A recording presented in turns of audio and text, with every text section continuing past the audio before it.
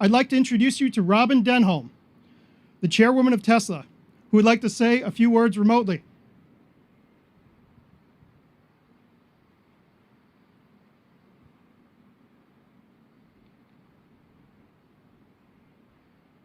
Thank you, Al. Hello, everyone, and welcome to the 2020 Tesla shareholder meeting. A special welcome to the many Tesla shareholders that have joined us today in person, as well as online from across the country and around the globe. I wanted to start today's proceedings. Thank you, Al. Hello, everyone, and welcome to the 2020 Tesla shareholder meeting. A special welcome to the many Tesla shareholders that have joined us today in person, as well as online from across the country and around the globe. I wanted to start today's proceedings. Thank you, Al. Hello, everyone, and welcome to the 2020 Tesla shareholder meeting. And that is a great thing. In fact, the pace of developments and the evolution of Tesla has further accelerated over the past 15 months since I last addressed you in June of 2019. You'll hear more about many of the specific achievements from Elon later in the agenda, but I would like to take this opportunity to thank all of our Tesla employees across the globe who have done a tremendous job of executing and staying focused on delivering for our customers and shareholders as the world has gone through one of the most challenging periods in our lifetimes. As a board, we have always taken a long-term view. We have made decisions and supported decisions made by the management team that may not have seemed obvious at the time, but are delivering and will continue to deliver breakthrough results. But it's also important to remember why we do this. As a company, we are focused on addressing one of the biggest environmental challenges of our generation: how to accelerate the world's transition to sustainable energy. The last year in particular has seen a tremendous increase in momentum in the movement to sustainable energy from both shareholders and the general public. So in addition to developing amazing clean transportation and energy products, we are doing our part by contributing the right facts and information to this important issue. And we released an extended version of our impact report in April of 2020. In this year's version, we have covered in great detail many areas that are important to our shareholders and our customers alike, such as our environmental impact, greenhouse and other noxious gas elimination, our supply chain efforts, especially in cobalt, and our culture and people focus. We hope that by continuing to put this data out there, we will underscore to the world the importance and impact that we are having as a company. Lastly, continuous feedback and input from our shareholders is essential for us to do our jobs, and I would like to thank you for your support in this regard. Many of you have provided me and the team with ideas and insights that we as a board take into consideration as we evolve our governance and company practices. It's especially crucial to the board members as we pride ourselves in adaptability and the diversity of thought and experience that we collectively represent on the board. This brings me to my final two things today. As today is his last shareholder meeting, on behalf of the board, I would like to sincerely thank Steve Jurvetson for over a decade of service to Tesla, the board, and our shareholders. You will be missed. Finally, I would like to introduce to you our newest member of the board, Hiro Mizuno, who until recently led the largest pension fund in the world. He brings a wealth of experience to the board, but let me hand over to Hiro to say a few words. Hiro. Thank you, Robin. Ladies and gentlemen, welcome to Tesla Annual Shareholders Meeting. It is my real pleasure to virtually meet you, Tesla shareholders, people who believe in Tesla's mission and its growth opportunities. I spent all my career in finance and asset management in Tokyo, New York, London, and Silicon Valley. Until recently, I was a chief investment officer of GPIF, $1.5 trillion Japanese public pension fund. And one of my priorities as an investment chief was to promote responsible investment, which aimed to make financial returns while pursuing ESG agenda, such as environment and social issues. I believe in a market where ESG is becoming mainstream, purpose or mission-driven businesses will gain long-term investors' support. This is why I was interested in Tesla, where mission is to accelerate the world transition to sustainable energy. I'm very excited to join the Tesla team on the journey and hope to assist Tesla deliver what investors expect by further enhancing its environmental and social impact.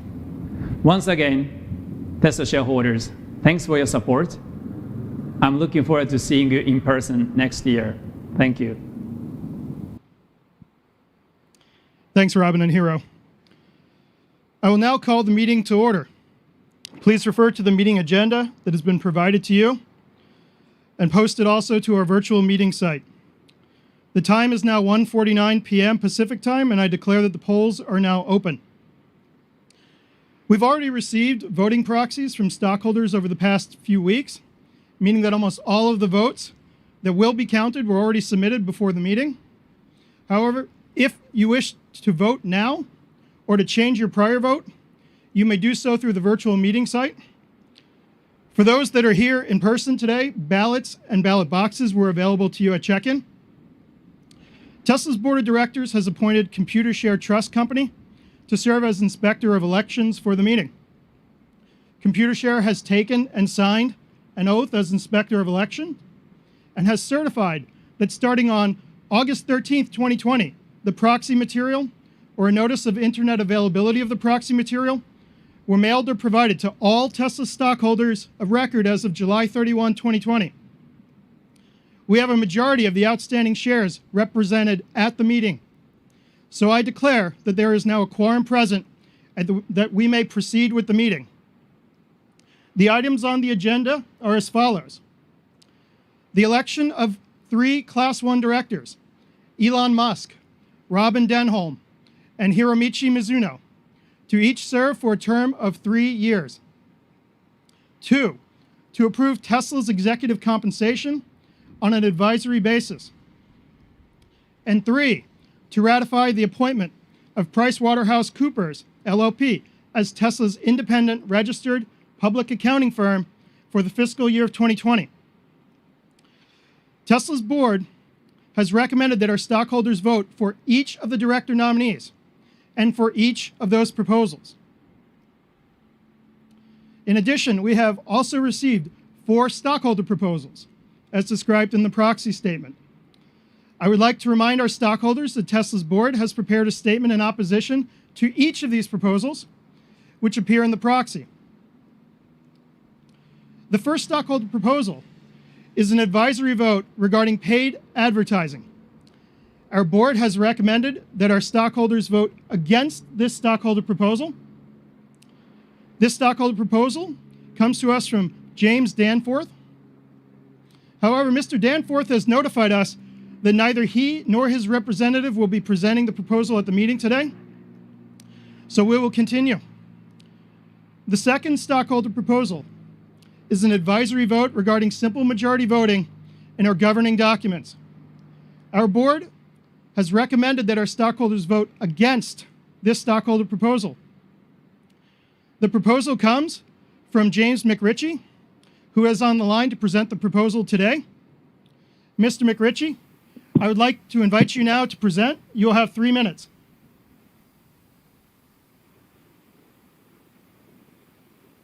I'd like to thank the board for holding such an innovative hybrid meeting during these difficult times. Proposal number 5 basically asks for a majority voting standard to amend bylaws. I first introduced a proposal on this subject at the 2014 Tesla meeting.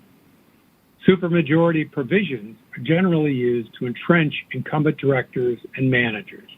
Academic research finds that reducing such devices is associated with higher returns.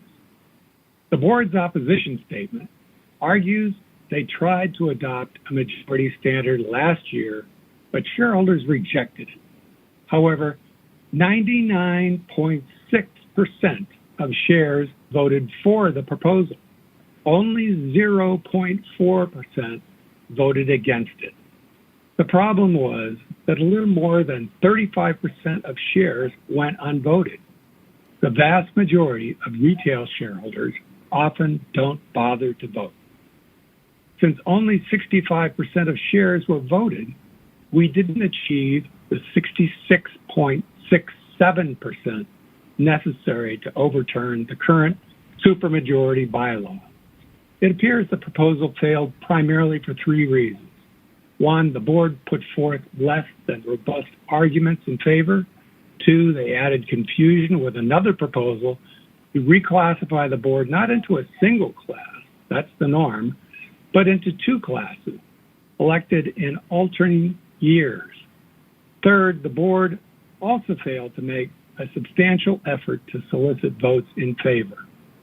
Also, please consider this proposal in context with other poor corporate governance provisions at Tesla.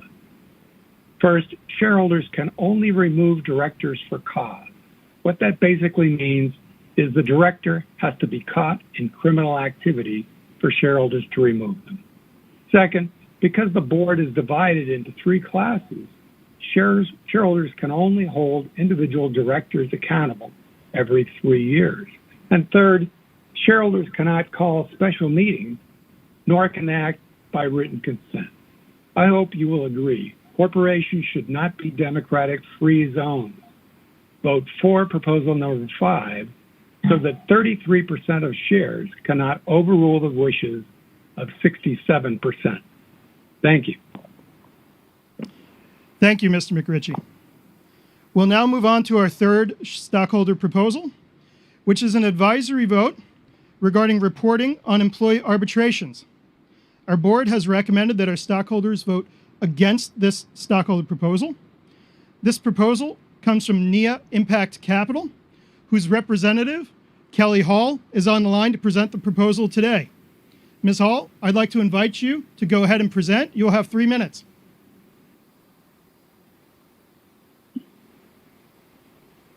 Hello, my name is Dr. Kristen Hull, and I'm the founder and CEO of NIA Impact Capital.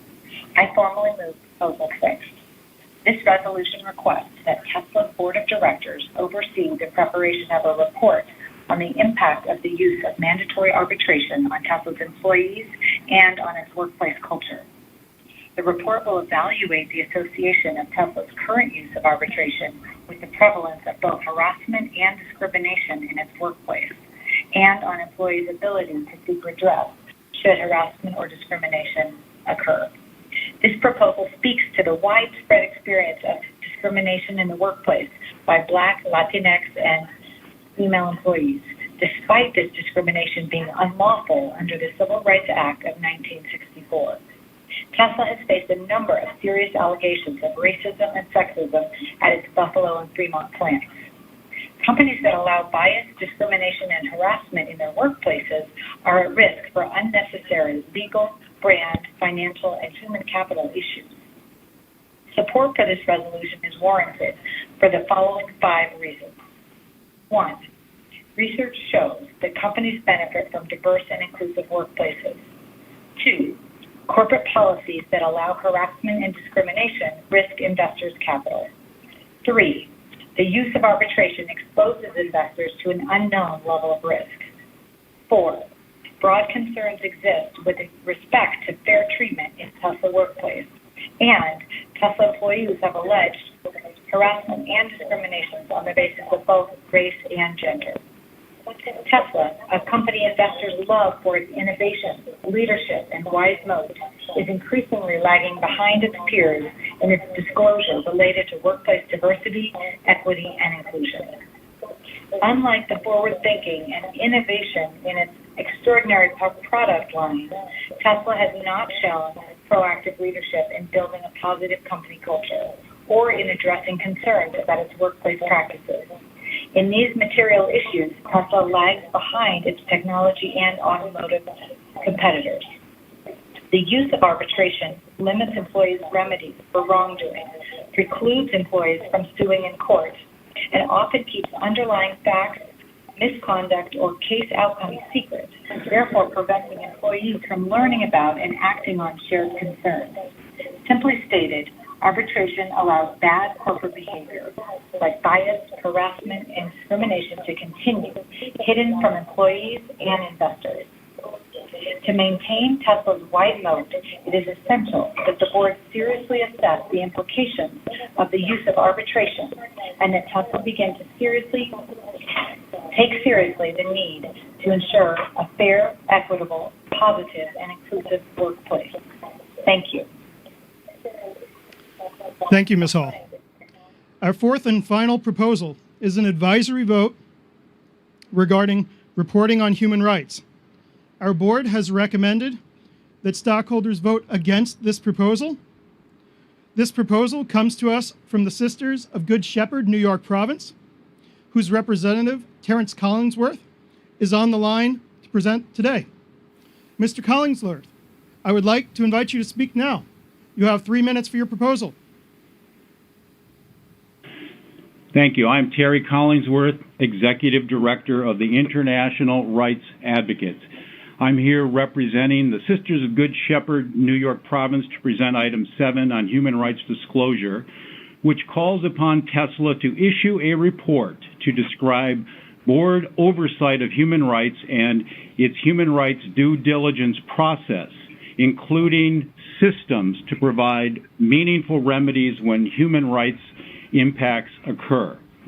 Tesla faces serious human rights issues, and failure to establish a culture of respect for human rights will expose Tesla to new liability issues and significant reputational injury, all of which will have a material impact on the company and its shareholders.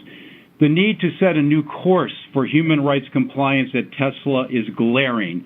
Here are 5 examples of human rights violations occurring now in Tesla's operations. Racism, sexual harassment, and disregard for human safety and dignity harm workers at the Gigafactory 2 in Buffalo, New York every single day, and those workers urge you to remember their experiences in your vote. Tesla is experiencing serious labor relations issues at its production facilities and is actively discouraging union organizing. Workers are being exposed to COVID-19 and then are facing retaliation when they ask for greater protections. There are numerous worker health and safety violations as well as wage and hour issues. And finally, there are serious, even deadly human rights violations occurring in Tesla's global supply chains. On this last issue, my organization brought the pending suit against Tesla for using cobalt mined in the Democratic Republic of Congo by young children. I personally met young boys who lost limbs or were paralyzed in cobalt tunnel collapses. Tesla sources cobalt from these very mines, and its claim to have, quote, zero tolerance for child labor in its supplier code of conduct is simply not true. Tesla is not only tolerating child labor in its cobalt supply chain, it is tolerating the death and maiming of young child miners. This demonstrates why the company must circle back and begin a process to report on its treatment of human rights issues as requested in this proposal.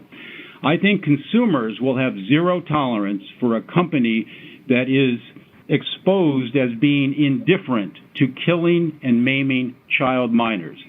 We are hopeful that Tesla's innovative spirit can be brought to bear on making human rights a priority at the company. For example, if Elon Musk cared about implementing a zero-tolerance child labor policy, instead of having a useless paper policy, Tesla could employ satellites or drones at every mine it sources from to actually monitor child labor.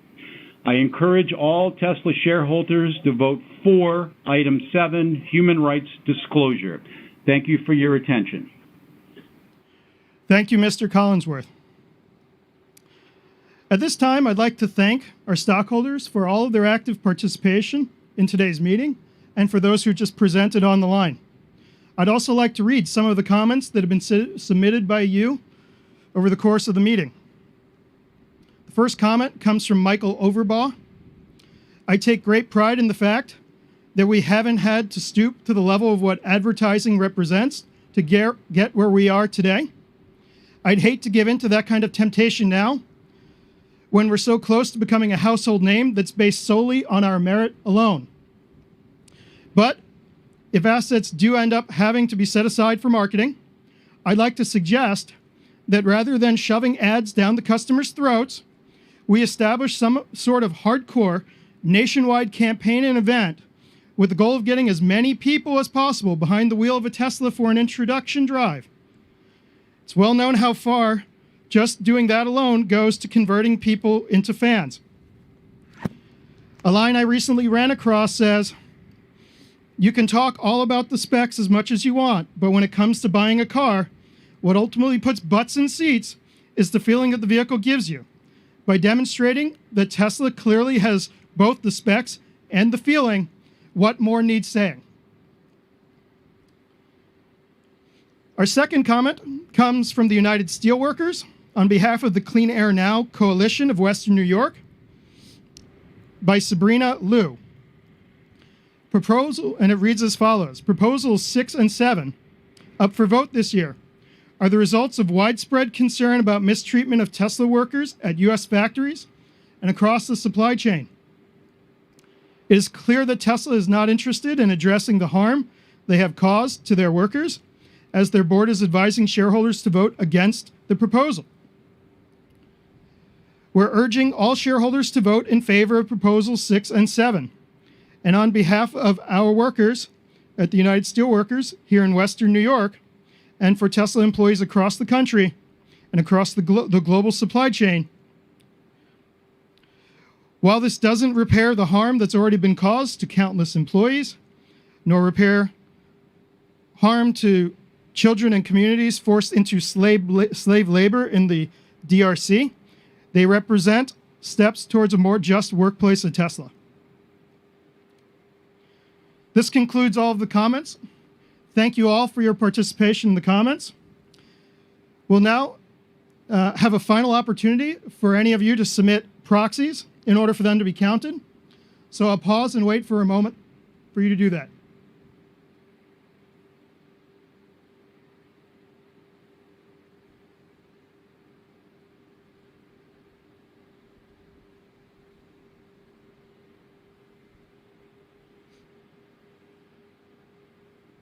Okay, I declare that the polls are now closed. So based on the proxies that we have previously received, I'd like to announce on a preliminary basis that our stockholders have approved the recommendations of Tesla's board on all agenda items, other than the stockholder proposal for an advisory vote regarding simple majority voting in our governing documents. After the final tabulation is completed, we'll formally announce the results of the voting by filing a Form 8K with the SEC within 4 business days of today. This now concludes the official business of Tesla's 2020 Annual Stockholders Meeting, which is now adjourned. Next, we will have a company update and a year in review presented by Elon, and then we will start our Battery Day event. During the course of those following sessions, we may discuss our business outlook and make forward-looking statements. Such statements are predictions based on our current expectations. Actual events or results could materially differ due to a number of risks and uncertainties, including those disclosed in our most recent 10-Q filed with the SEC. These forward-looking statements represent our views as of today. They shouldn't be relied on after today, and we disclaim any obligation to update them after today as well. We will now continue with the company update and year in review. And it's my pleasure to introduce Tesla co-founder and CEO, Mr. Elon Musk.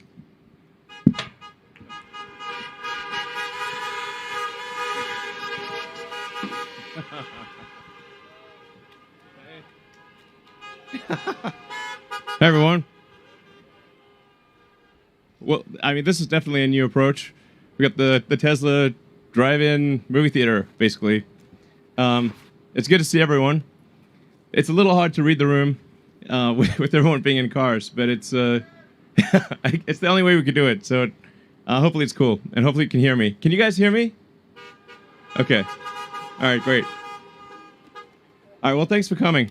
I think it's been an incredible year, and I'd like to thank you for your support through tough times, good times. It's been great. Really appreciate everyone who's put their hard-earned money into Tesla, and I think it's worked out pretty well. This has been a good year, and I think there's many good years to come.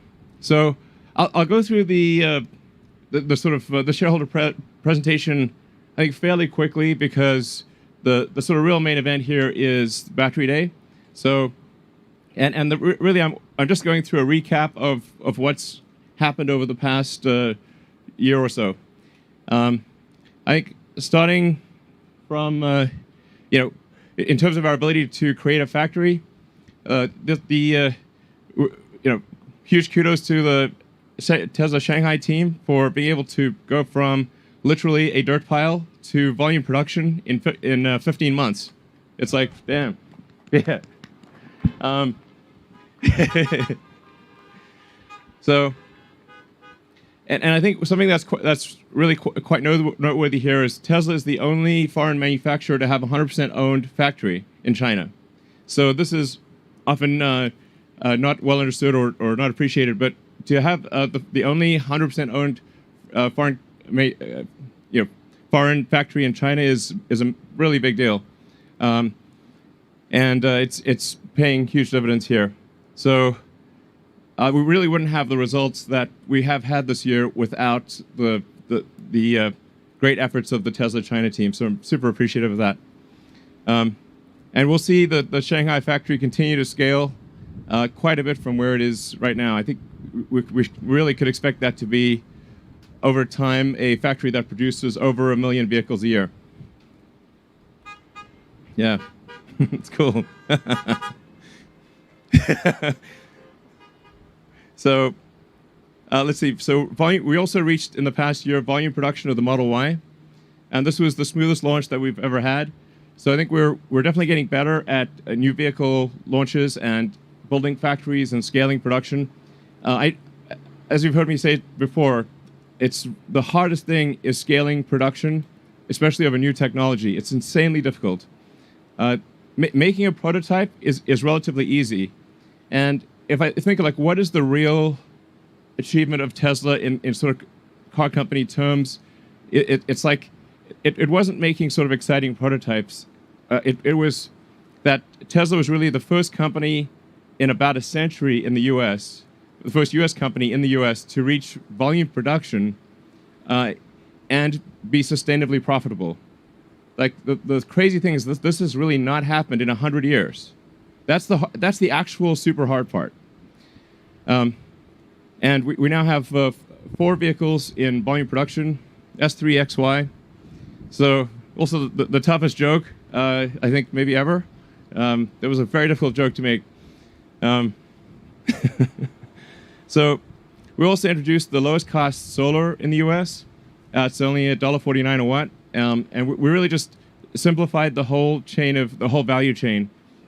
So reduced sales and advertising, got rid of a bunch of unnecessary costs, and really are just relying upon the fact that it's just the lowest cost, most efficient solar in the US, providing both retrofit and the solar glass roof, which I think is a really great product, a hard product to make work, but it will be a major product line in the future.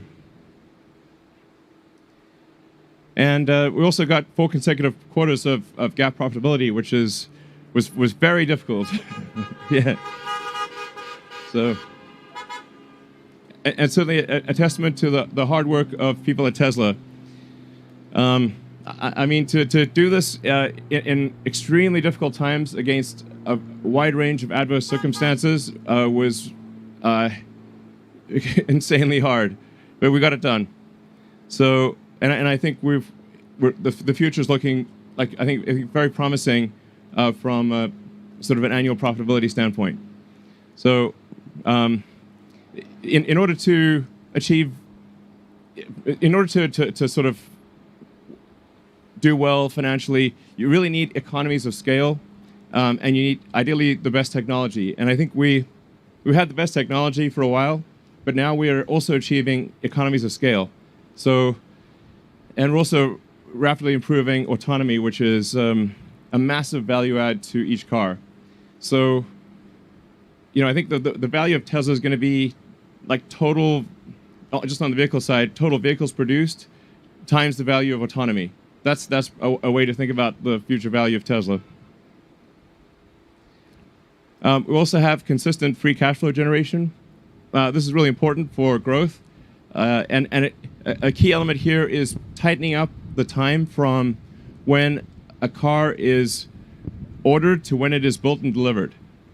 So for a company that's growing rapidly, it's extremely important to tighten the supply chain and to have, from when parts arrive, put it into a car very quickly and deliver the car very quickly to the customer. And if you can do that inside the sort of your kind of payables timeline, then the faster you grow, the more cash you have. Or conversely, if you're unable to do it within your payables timeline, the faster you grow, the less money you will have, which is obviously bad. It's for a capital-intensive situation. So just tightening up and having the parts move very quickly to the factory, put it in a car, get it to a customer, makes a massive difference to cash flow generation. And I mean, that's why it's extremely important to have a factory in each continent. Because if you don't at least have a factory in the continent, it is impossible to achieve this. So having a factory in China that's able to serve China, and then soon many other countries in the region, will be key to us tightening that total sort of chain of cash flow and getting it, essentially, the faster we grow, the more cash. This is really important. That's also why it's important to have Giga Berlin complete, because then we'll have a factory in China, a factory in the U.S., and soon a second factory in the U.S. in Austin, and a factory in Europe. And I mean, even if for Giga Texas in Austin, even if we had exactly the same costs as in California, it would still be advantageous to do it there because it's roughly 2/3 of the way across the U.S. So in terms of delivering cars to the central U.S. and to the East Coast, it's just faster, costs less, and it fundamentally improves our economics.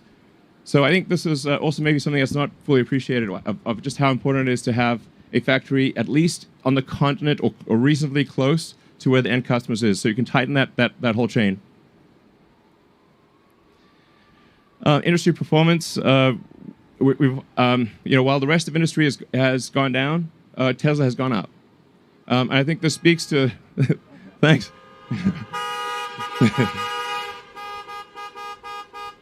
And so I'd like to thank all the customers for taking a chance on Tesla and buying our product, and really hope you're enjoying it. This is really, our sales, as Al was saying, really grow by word of mouth. So this is really, I think, a very pure, it's very pure in the sense that it's like, it's growing on the basis of existing owners recommending it to new customers. This is really, I think, a good way to grow. And then in 2019 we had 50% growth, and I think we'll do really pretty well in 2020. Probably somewhere between 30 to 40% growth, despite a lot of very difficult circumstances. I mean, there's so many, pandemic, wildfires. It's like a whole bunch of difficult production issues. But thanks to the hard work of the Tesla team and a lot of innovative approaches to overcoming issues, we're able to still see significant growth in one of the most difficult, in fact, I'd say probably the most difficult year of Tesla's existence. So, and we also published our extended impact report. At Tesla, we try very hard to do the right thing. If the right thing does not happen, it's just because we maybe made a mistake or weren't aware of it. But we always try to do the right thing to the best of our ability. And then we published the extended impact report to show, just a sort of a self-examination of, okay, what are we doing right? What are we doing wrong? what can we do better in the future. We're definitely trying to accomplish the most good, and so if we occasionally make a mistake, we work quickly to fix it and do the right thing. So it's worth looking at like the average life cycle emissions in the U.S. And just how much better a Tesla is than or an electric car than any other than any kind of gasoline car. And what we'll talk about in the battery day is also just how much the grids around the world and actually especially in the U.S. are greening. It's actually much faster than I think people realize. The U.S. is moving towards sustainable energy. And so as we move more and more to sustainable energy, then effectively you end up building the solar factories and the car factories themselves with solar. Over time you do, or with sustainable energy. Over time you'll even mine with sustainable energy, and eventually it will get to an effective emissions of 0. So that's where things will end up. Yeah. So we also have safety at the core of our design. The Tesla cars are the safest cars ever designed. We have the lowest probability of injury of any cars ever tested by the U.S. government, and that's just passive safety. When you add active safety into that, it's even better. It's really if safety is important to you, which obviously it is, the safest car you could drive is a Tesla. So. I think some people aren't aware of this, but it's really safety is paramount. It is actually the #1 design objective when we build a Tesla is safety. Our factories are also becoming safer, and if you look at the sort of accidents per total vehicle made, it's dramatically better than in the past, and it's already better than industry average, and we're confident we can get it to the best in the auto industry. Autopilot functionality continues to improve, and you can see it in the safety report that we publish every quarter. It's just getting better and better. The U.S. average for collisions is at roughly 2.1 per million miles, and with Autopilot engaged, it's 0.3.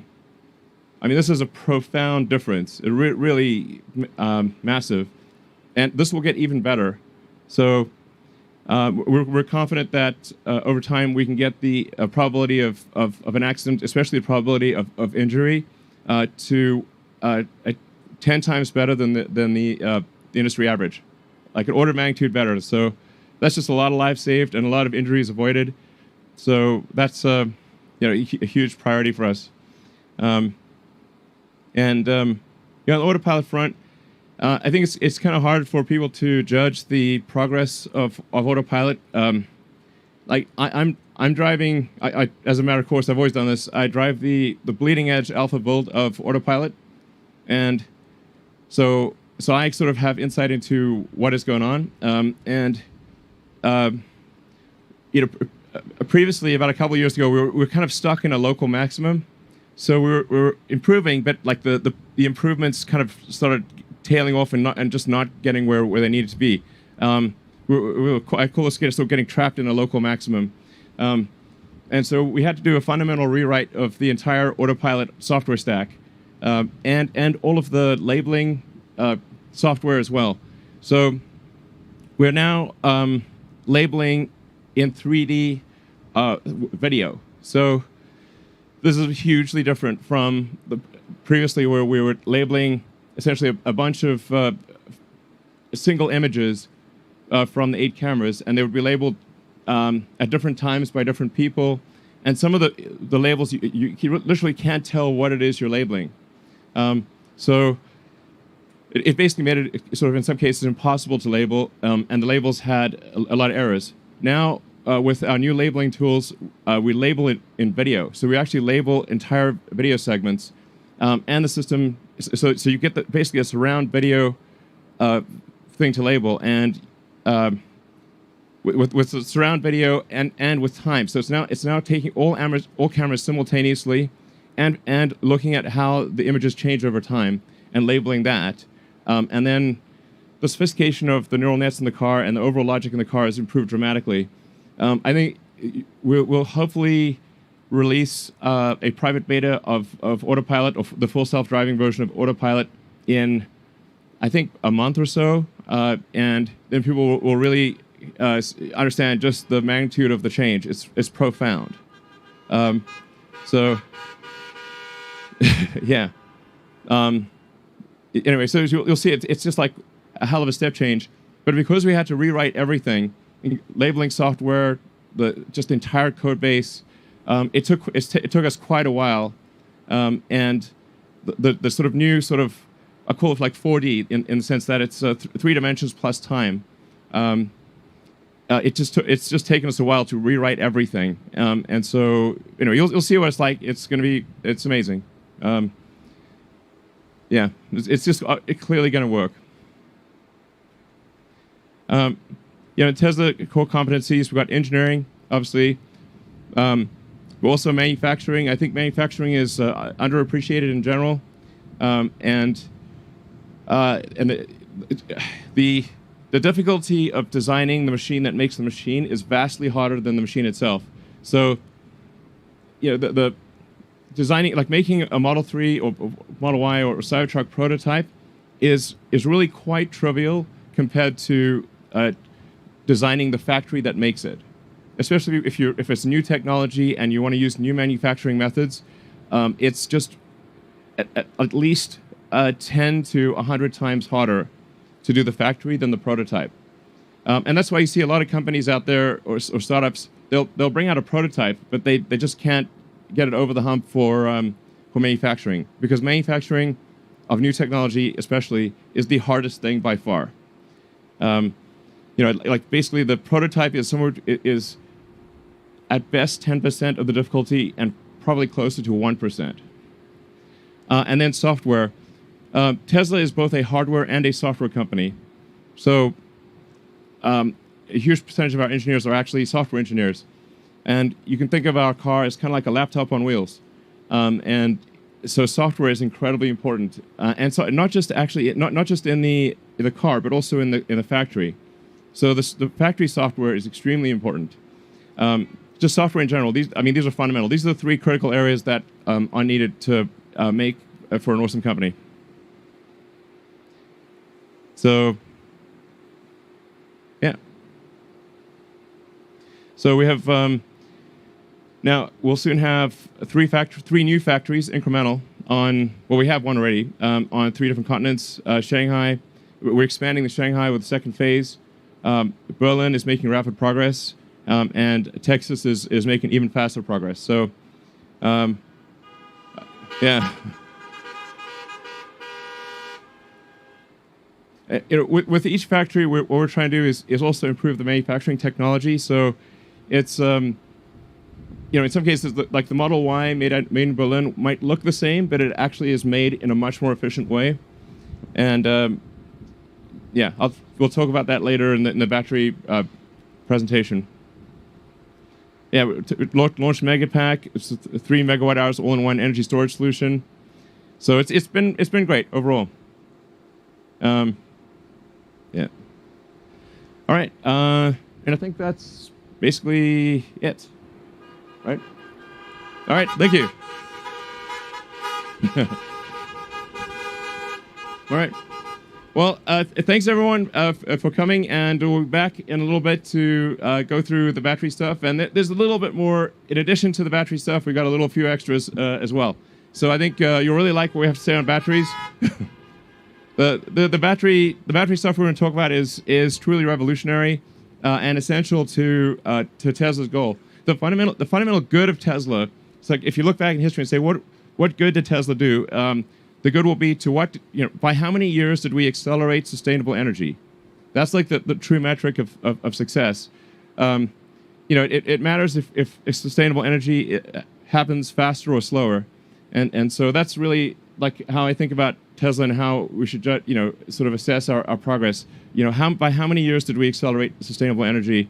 And what we're going to talk about with batteries and a few other things. Will really explain how we're going to make a step change improvement in the acceleration of sustainable energy. Thank you.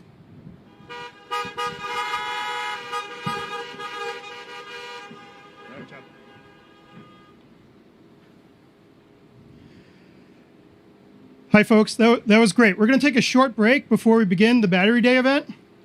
So stay tuned. If you're local and here in the audience today, you can feel free to get out of the cars and stretch your legs, but try to stay near the cars because we're going to begin promptly in a little bit. See you soon.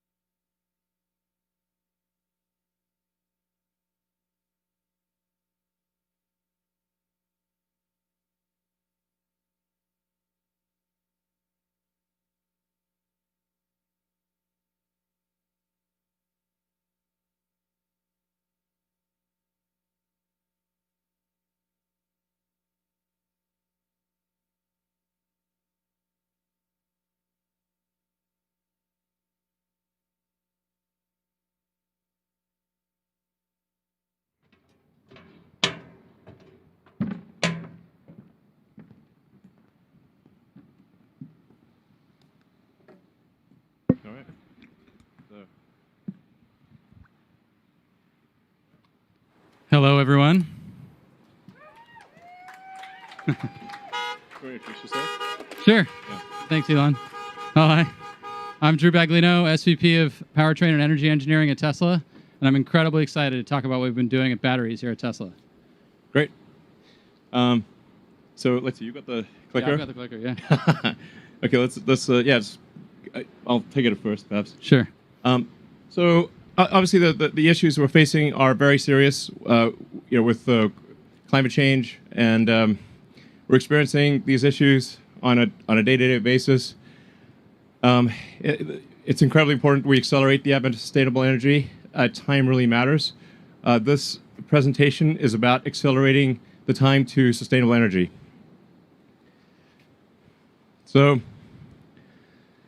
the past 5 years were the hottest on record. We have what looks like a wall for CO2 ppm. It's obviously, this time is not like the past. It's really important that we take action. Running this climate experiment is insane. So, Especially when it's just a transitory one anyway. yes. We're going to run out of these fossil fuels. Let's just move to the future and not run this experiment any longer. Yeah. Maybe talk a bit louder. You got it. Okay. So anyway, there is a lot of good news though. A lot of people may not be aware that wind and solar comprise 75% of new electricity capacity in the U.S. this year. So this is a really major. So the grid is going sustainable very, very quickly. Now it's also worth noting that the length of time that power plants last is on the order of 25 years. So even if 100% of energy generation was sustainable, it would still take 25 years to convert the grid. And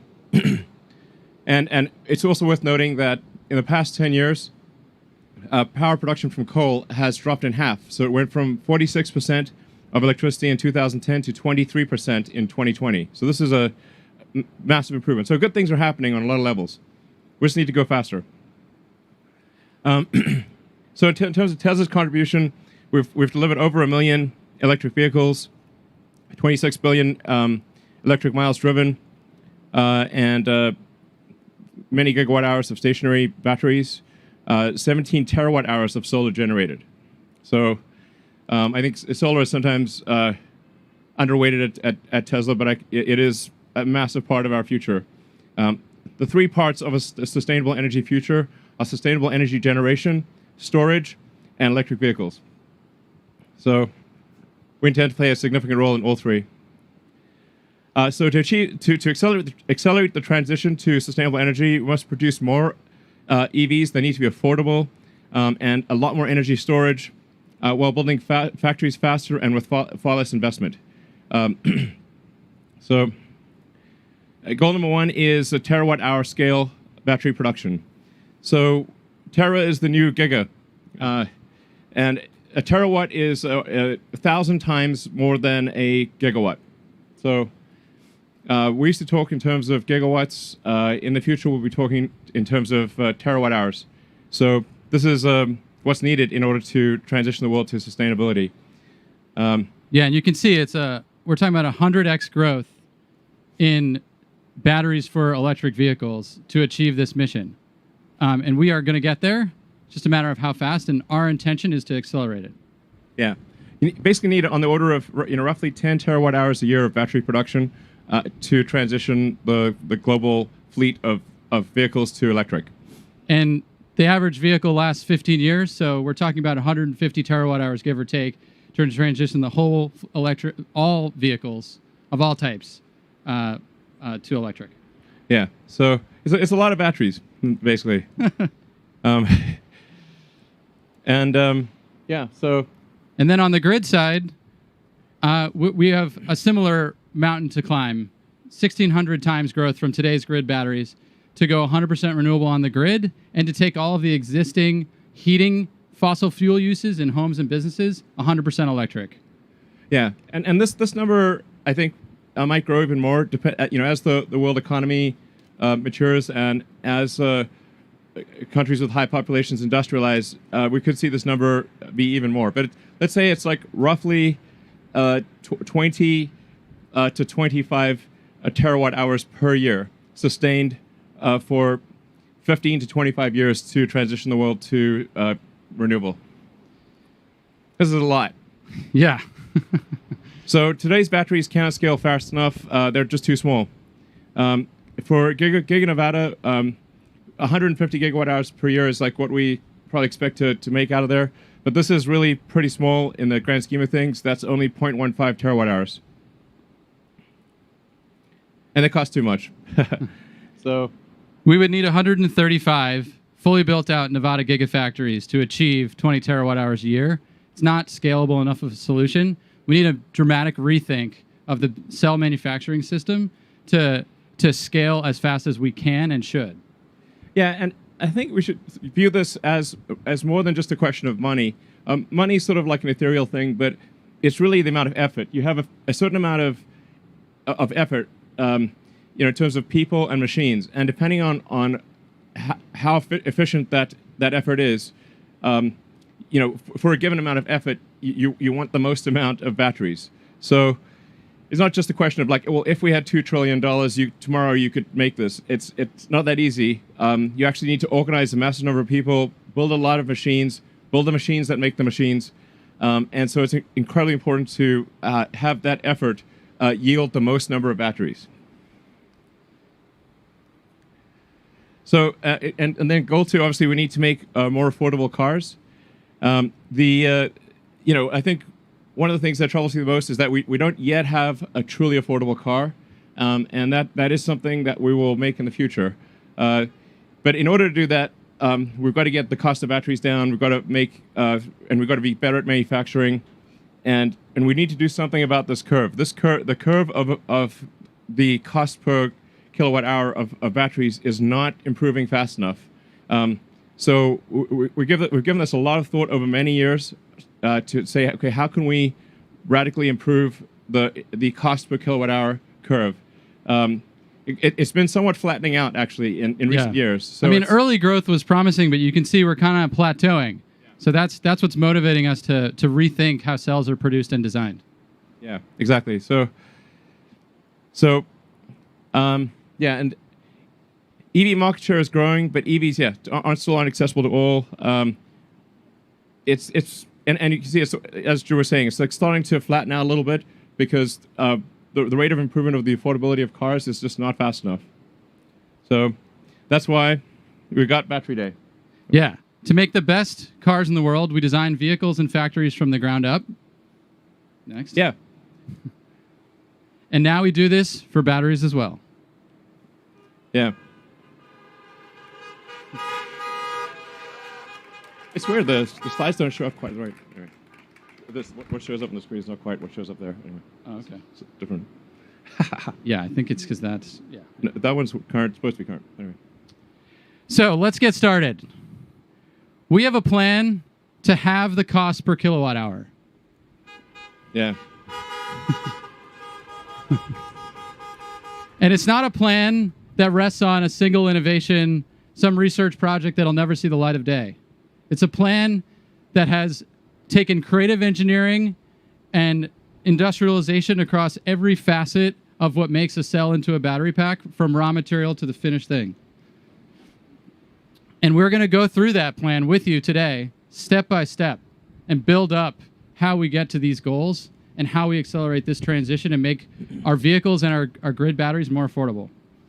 Yeah. I mean, we basically thought through every element of the battery, well, almost every element. There are a few more elements that we won't get to today, but we will get to in the future. Yes. So first, before we get too far into it, let's talk about what is in a battery cell. We've got the cap and the can, negative and positive terminals of the cell. When you open that cell, you've got a tab connected to those terminals, what we call the jelly roll, which is the wound electrodes on the inside. You can actually see what this looks like as you unwind it. This is over a meter long in a typical 2170 cell. So it's quite a long winding process. And you can see the tab still there. And then, to explain what's actually going on here, we've identified we've got anode, cathode, separator, positive and negative terminal. Watch what happens as we, there we go, discharge the cell. Got lithium moving from anode to cathode, and then the reverse. When we charge the cell, anode moving from lithium moving from cathode to anode across the separator. This is the basic of what makes all lithium-ion batteries, whether they're no matter what the form factor is.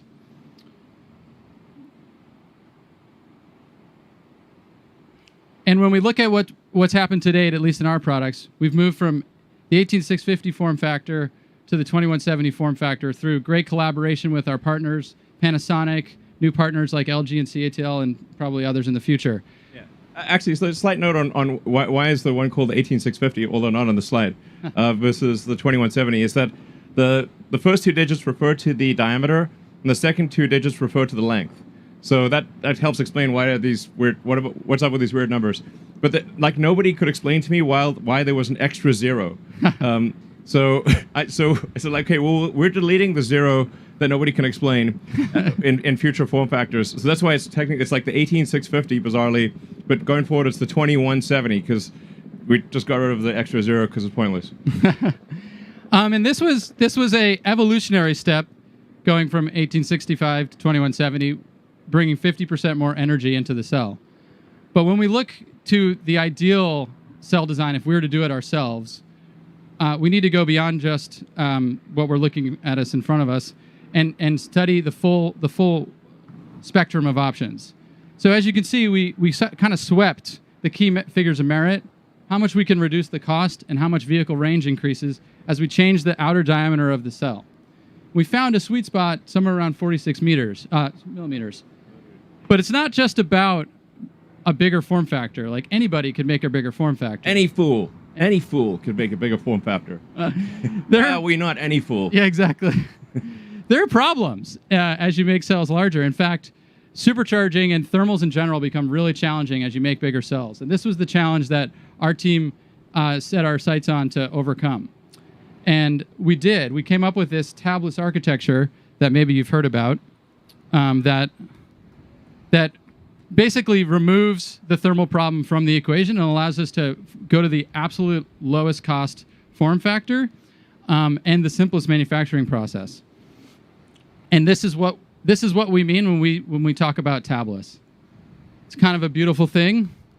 That's what these T-shirts mean, but it's very esoteric. It's like nobody could figure it out. But yeah, we basically took the existing foils, laser patterned them, and enabled dozens of connections into the active material through this shingled spiral you can see, with simpler manufacturing, fewer parts, 50 millimeter versus 250 millimeter electrical path length, which is how we get all the thermal benefits. Yeah, this is important to appreciate. Like basically the distance that electron has to travel, is just much less. So you actually have a shorter path length in a large tabless cell than you have in the smaller cell with tabs. This is a big deal. So even though the cell is bigger, it actually has more power. The power to weight ratio is actually better than the smaller cell with tabs. This is, again, like this is quite hard to do. So it's nobody's done it before. And it really took a tremendous amount of effort within Tesla engineering to figure out how do we make a freaking tabless cell and have it actually work and then connect that to the top cap. And it's there's a whole bunch of things that we're keeping a little secret sauce here that we're not telling everything.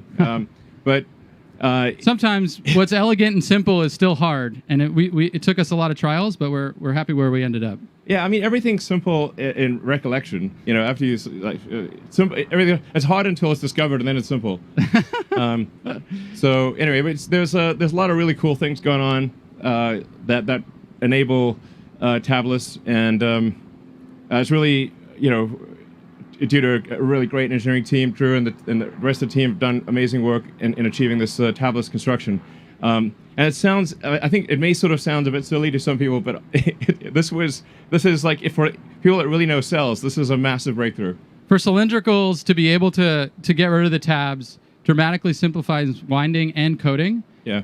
and has an awesome thermal and performance benefit. Yeah, that's just to elaborate on that a bit. It's like when the cell is going through the system, it has to keep stopping where all the tabs are. Yes. So you can't do continuous motion production if you have tabs. You have to keep stopping, and then there's a rate at which you can start and stop and accelerate again, and it really slows down the rate of production. And then sometimes you get the tabs wrong, and you also lose a little bit of active area. It's really a huge pain in the ass to have tabs from a production standpoint. Yes. And so when we put it all together and go to our new 80 millimeter length, 4680, we call this new cell design, we get 5 times the energy with 6 times the power and enable 16% range increase just form factor alone. Yeah, so these... yeah, it's pretty great. And just to clarify, that when we see these plus 16% or whatever the percentage range increases, these are the amounts due just to that particular innovation. Yes. So we'll list a whole bunch of innovations, and then when you add them up, you get a total improvement in energy density and cost. But these numbers are what refer to just this thing. Yeah, and I want to stress, this is not just a concept or a rendering. We are starting to ramp up manufacturing of these cells at our pilot 10 gigawatt hour production facility just around the corner. Yeah. So,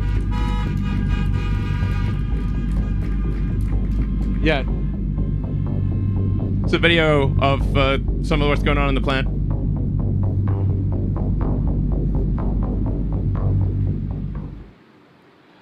Now, I mean, to be clear, it will take about a year to reach the 10 gigawatt hour capacity. So this is important to appreciate. Like when you build a factory, there's a certain capacity that you design to, and then it takes some period of time to actually achieve that capacity. So I would say it's probably about a year before we get to the 10 gigawatt hour annualized rate with the pilot plant. And this is just a pilot plant. The actual production plants will be more on the order of maybe 200 gigawatt hours, maybe more over time. And thank you. But let's stack up everything we just saw at the cell level. So just the cell form factor change enables a 14% dollar per kilowatt hour reduction, just that cell form factor change. And now that you've been teased on this factory, we're going to go on and walk step by step through that factory and discuss a series of innovations there. When thinking about the ideal cell factory, we have inspirations behind us in the paper and bottling industry, where from humble beginnings, over a century of innovation has enabled mass-scale, continuous motion, unbelievably low manufacturing cost. And when we think about the lithium-ion industry, which is really only in its 3rd decade of high-volume production, it has so far to go to achieve similar scale and simplicity. And that was the inspiration that we set out to the team as we thought about how to marry cell design and manufacturing in the best possible factory. And let's talk a little bit about what's in a cell factory. First, there's an electrode process where the active materials are coated into films onto foils. Then those coated foils are wound in the winding process we just talked about, where if you do have tabs, you have to start and stop a lot. Then the jelly roll is assembled into the can, sealed, filled with electrolyte, and then sent to formation, where the cell is charged for the first time, and where the electrochemistry is set and the quality of the cell is verified. And we set out at every step of this process to try to take that inspiration we just showed and think about how we make those processes fundamentally better and more scalable. And one of the most important processes is where it all begins, the wet process of the electrode coating. And just to give you all a sense of scale, I'm going to walk through what's in that wet process. You've got mixing, where the powders are mixed with either a water or a solvents for the cathode. That mix then goes into a large coat and dry oven where the slurry is coated onto the foil, huge ovens, tens of meters long, dried, and that solvent then has to be recovered. You can see the solvent recovery system. And then finally, the coated foil is compressed to the final density. And when you're looking at this, you're like, wow, that's a lot of equipment for one step, especially when you consider that little speck next to the coating oven is a person. This is serious iron involved in making batteries. Wouldn't it be great if we could skip that solvent step, which is one of those dig a ditch and then fill it kind of things where you put the solvent in and then take it out and recycle it, and just go straight to dry mix to coat? And that's what the dry process really is about. And in the most basic form, you can see it here on a bench top.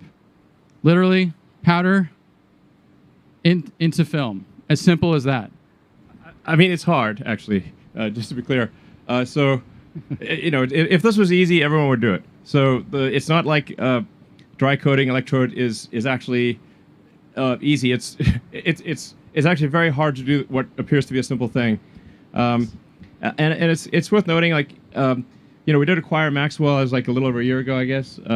And it's certainly a good company and everything, but the dry coating they had was like like sort of I would call proof of concept.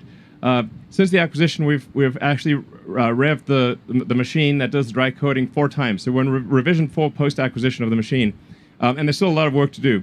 So I would not say this is like completely in the bag. It's still a lot of work to do, and as you go from like benchtop to lab to pilot to volume production, there are actually major issues that you encounter at every level. It's not like you make something work on your bench and bingo, now you can make a bazillion of it. Absolutely. It's insanely difficult to scale up. But if you do scale it up, what you saw before becomes this. Yeah. So you can see the motivation. A 10 times reduction in footprint, a 10 times reduction in energy, and a massive reduction in investment. But as Elon was saying, simple is hard. Yeah. Yeah, I mean, to be clear, I would like to not say that right now it's just totally working. It's close to working, but it's not, even now, at the pilot plant level, it is close to working. Well, it's fair to say it does work, but with not a high yield. Yeah. So we're still ironing out the kinks, but we've made tens of thousands of cells, thousands of kilometers of electrode. I mean, we are on the 4th generation of the equipment, so we've learned a lot along the way. Yeah. I mean, it is super demanding because every atom has its place if you want to deliver the energy density and the cycle life and the supercharging. Yeah. But we're confident that we will get there, but it will be a lot of work along the way. There's a clear path to success, but a ton of work between here and there. Yep. So, but this is a really profound improvement. Again, for people that know battery manufacturing, this is gigantic. We'll probably be on machine revision 6 or 7 by the time we do large-scale production. The rate at which the machines are being improved is extremely rapid. Like literally every 3 or 4 months is a new rev. Yeah, and beyond the electrode, we continue to innovate on every other process step. So let's talk a little bit about assembly, which is next.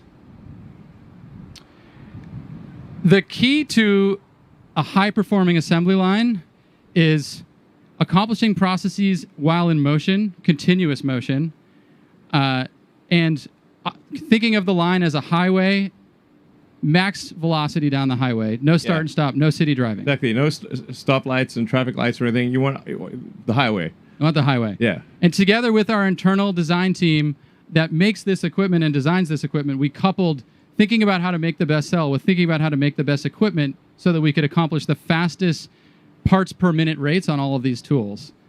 And through all of that development, we were able to get to the point where we can implement assembly lines, one line, 20 gigawatt hours, 7 times increase in output per line. And when you're thinking about scalability and pure effort, having one line be 7x the capability is just effort multiplying. Yeah. So...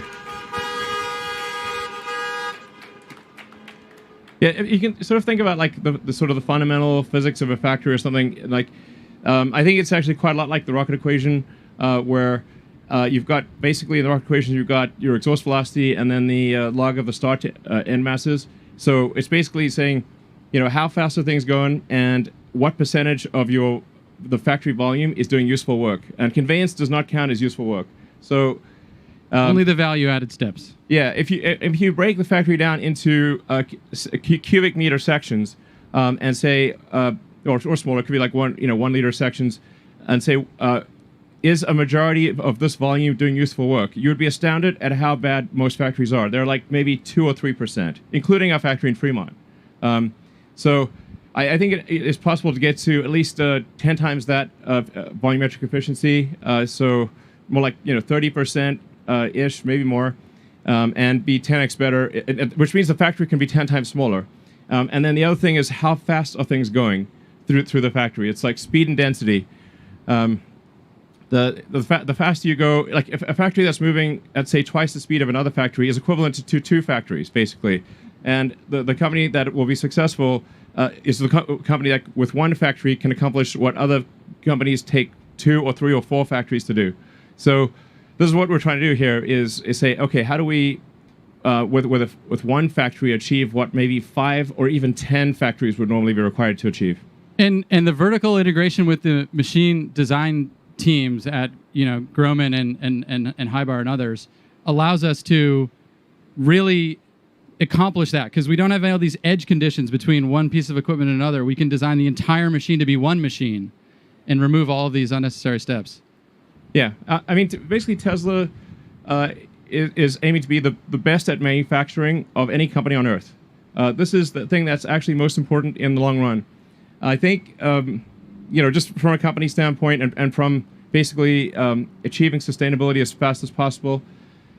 But I think also for long-term competitiveness, eventually every car company will have long-range electric cars. Eventually every company will have autonomy. I think, but not every company will be great at manufacturing. Tesla will be absolutely head and shoulders above anyone else in manufacturing. That is our goal.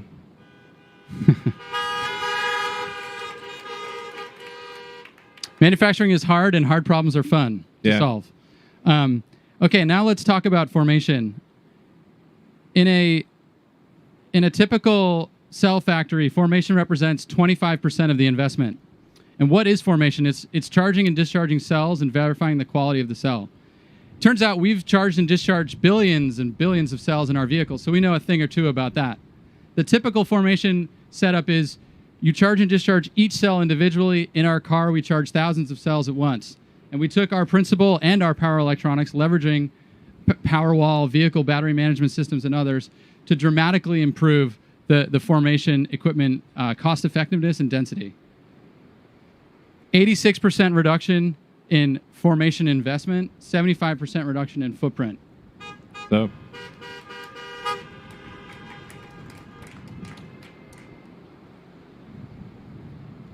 you want to take this one? Sure. So, essentially, what this translates to, based on what we know today, is about a 75% reduction in the investment per kilowatt hour or gigawatt hour. It's just basically 4 times better than the current state of the art, to the best of our knowledge.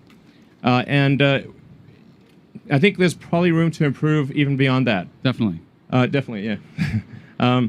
So we're able to, from a volume standpoint, actually get what in a smaller form factor than Giga Nevada, we were able to get many times the cell output. So you can see, like, basically we can get a terawatt hour in less space than it took to make a gigawatt hour. 150 gigawatt hours.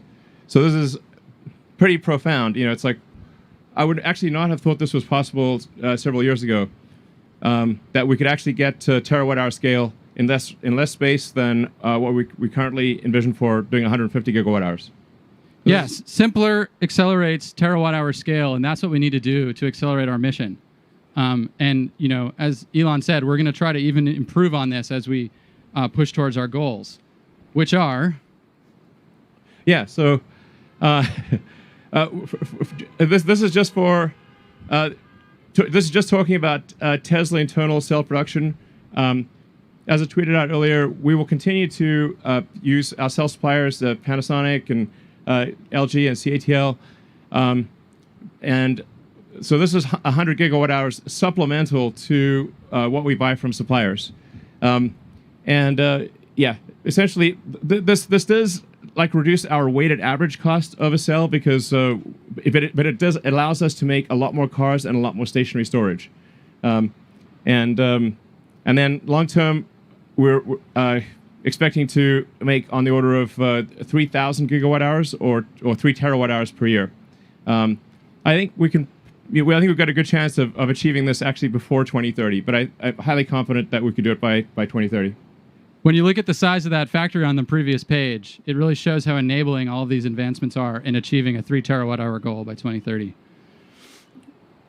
And not only is all of that manufacturing innovation fantastic for enabling scale, it's also an additional 18% reduction in dollar per kilowatt hour at the battery pack level.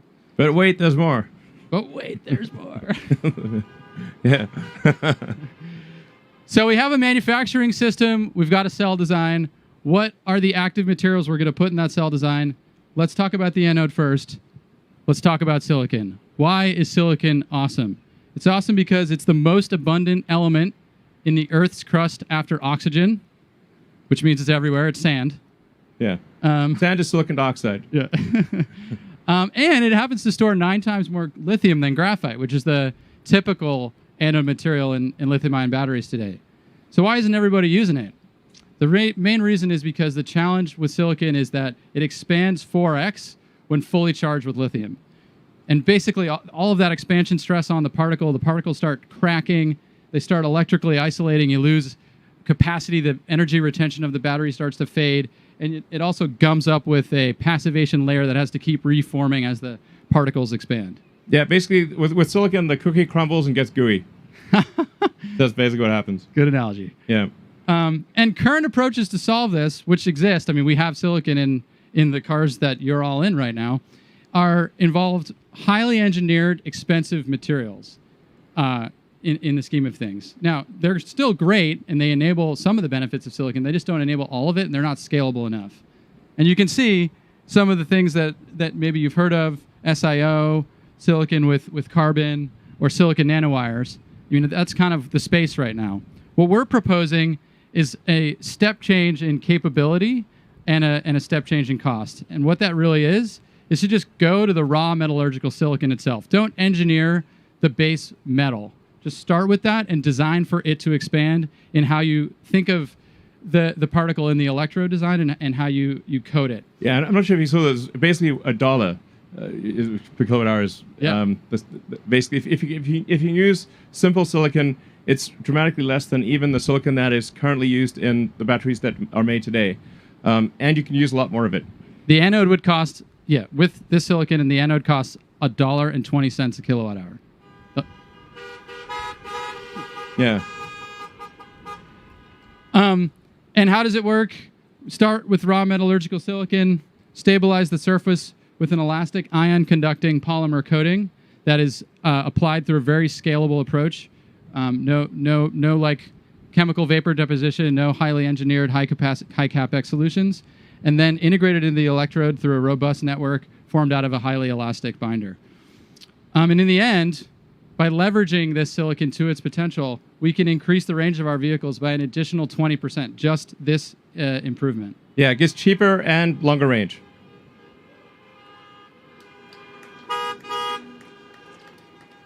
Yeah, and when we take that anode cost reduction, we're looking at another 5% dollar per kilowatt hour reduction at the battery pack level. And there's more. Let's talk about cathodes. What is a battery cathode? Cathodes are like bookshelves where the metal, the nickel, the cobalt, the manganese, or aluminum is like the shelf, and the lithium is the book. And really, what sets apart these different metals is how many books of lithium they can fit on the shelves and how sturdy the shelves are. Cobalt is a... Yeah, sorry, I was just going to say, like, it's tough to exactly figure out what the right analogy is to explain cathode and anode, but a bookshelf is probably a pretty good one, in the sense that you need a stable structure to contain the ions. So you want a structure that does not crumble or get gooey, or basically that holds its shape in both the cathode and the anode. As you're moving these ions back and forth, it needs to retain its structure. If it doesn't retain its structure, then you lose cycle life and your battery capacity drops very quickly. Absolutely. Yeah, I totally agree. And I think people are always talking about like, oh, what's the cathode going to be? Is it NCA or whatever? You know, the thing to consider is just fundamentally what the nickel, the metals are capable of, and that's what we have on the chart here. $1 per kilowatt hour cathode of just the metal, using just LME, you know, London Metal Exchange prices, versus the energy density of just the cathode. And you can see nickel is the cheapest and the highest energy density, and that's why increasing nickel is a goal of ours and really everybody's in the battery industry. But one of the reasons why cobalt is even used at all is because it is a very stable bookshelf. And the challenge with going to pure nickel is stabilizing that bookshelf with only nickel. And that's what we've been working on with our high nickel cathode development, which has 0 cobalt in it. Leveraging novel coatings and dopants, we can get a 15% reduction in cathode $1 per kilowatt hour. Yeah. It's a big deal. But it's not just about nickel. You want to? Yeah, sure. So in order to scale, we really need to make sure that we're not constrained by total nickel availability. I actually spoke with the CEOs of the biggest mining companies in the world and said, please make more nickel. It's very important. And so I think they are going to make more nickel. But there's also, I think we need to have a kind of a 3-tiered approach to batteries. So starting with iron, that's kind of like a medium range, and then nickel manganese as sort of a medium plus, intermediate, and then a high nickel for long range applications like Cybertruck and the semi. Because something like a semi truck, it's extremely important to have high energy density in order to get long range. So just to give sort of iron a bit more time, like although if you look at the watt-hours per kilogram at the cathode level of iron, it looks like nickel's twice as good. But when you fully considered at the pack level, everything else taken into account, nickel is about maybe 50 or 60% better than iron. So iron is a little better than it would seem when you look at it at the pack level fully considered. It's not as good as nickel. Nickel is like 50 to 60% better, but it's actually pretty good. And so, good for stationary storage and for medium range applications where energy density is not paramount. And then, like I said, for intermediate, it's kind of a nickel manganese, and it's relatively straightforward to do a cathode that's 2/3 nickel, 1/3 manganese, which would then allow us to make 50% more cell volume with the same amount of nickel.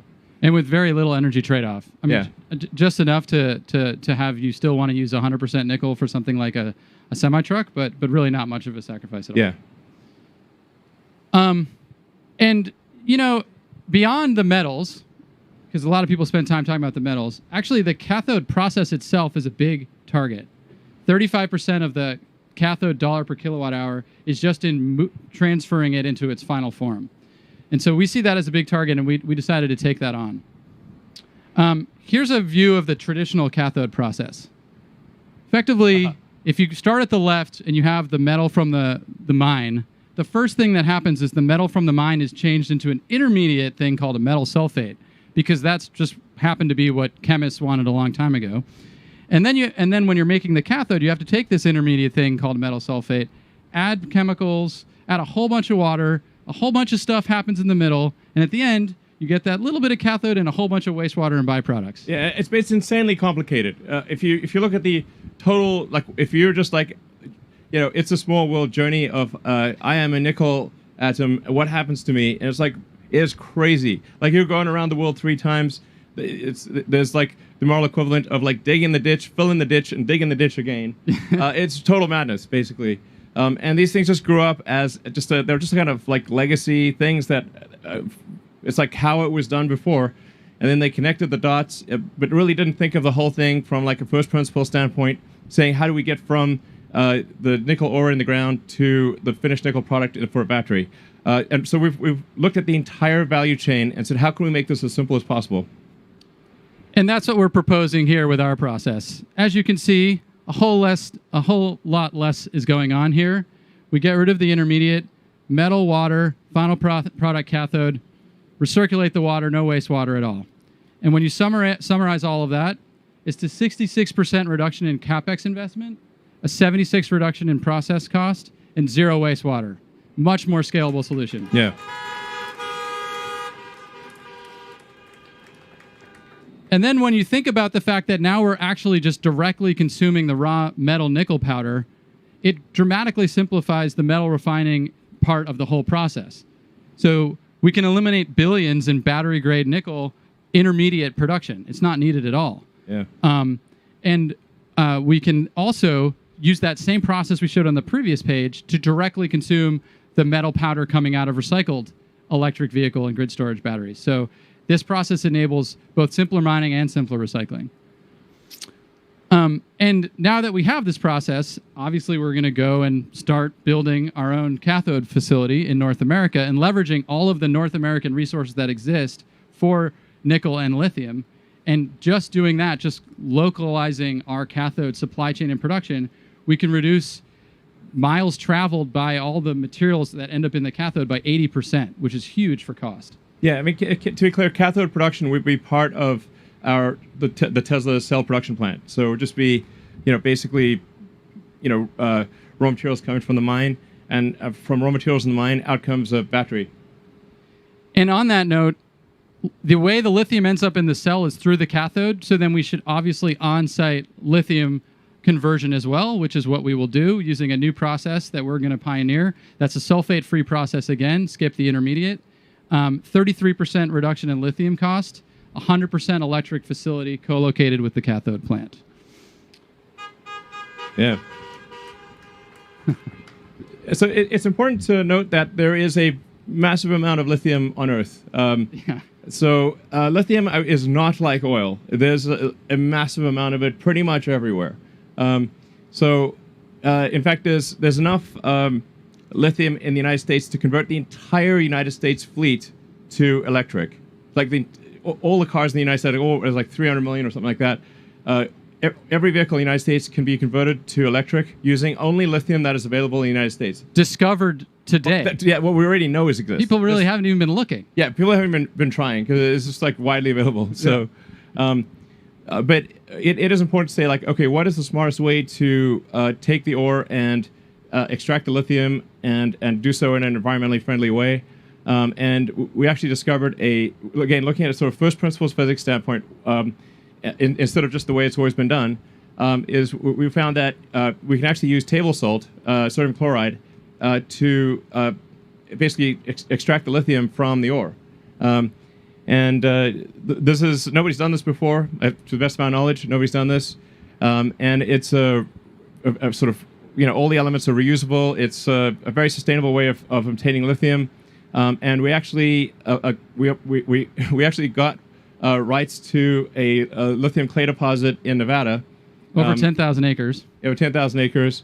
And then the nature of the mining is actually, I think, also very environmentally sensitive in that we sort of take a chunk of dirt out of the ground, or remove the lithium, and then put the chunk of dirt back where it was. So it will look pretty much the same as before, and it will not look like terrible. And yeah, it'll be nice. Nice. Yeah. So simply mix clay with salt, put it in water, salt comes out with the lithium, done. It's pretty crazy. Yeah. So we're really excited about this, and there really is enough lithium in Nevada alone to electrify the entire U.S. fleet.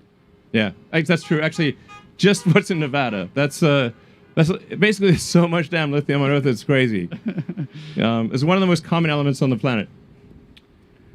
And eventually, as we said at the beginning, when we get to this steady state 20 terawatt hours per year of production, we will transfer the entire non-renewable fleet of both power plants, home heating and battery and industry heating and vehicles to electric. And at that point, we have an awesome resource in those batteries to recycle to make new batteries. So we don't need to do any more mining at that point. And you can see why.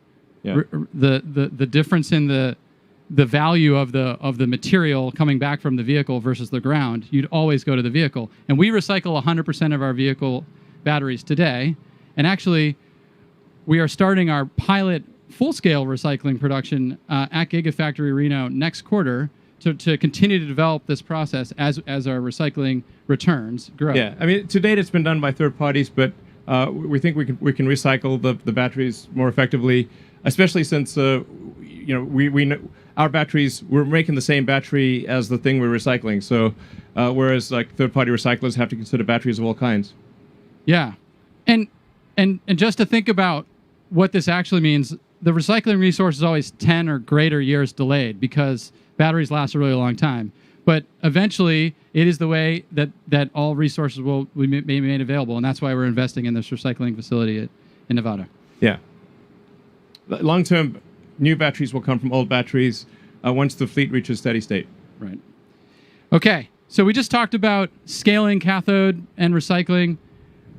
All of the benefits that you just saw are added to this benefit of a 12% reduction in dollars per kilowatt hour at the battery pack level.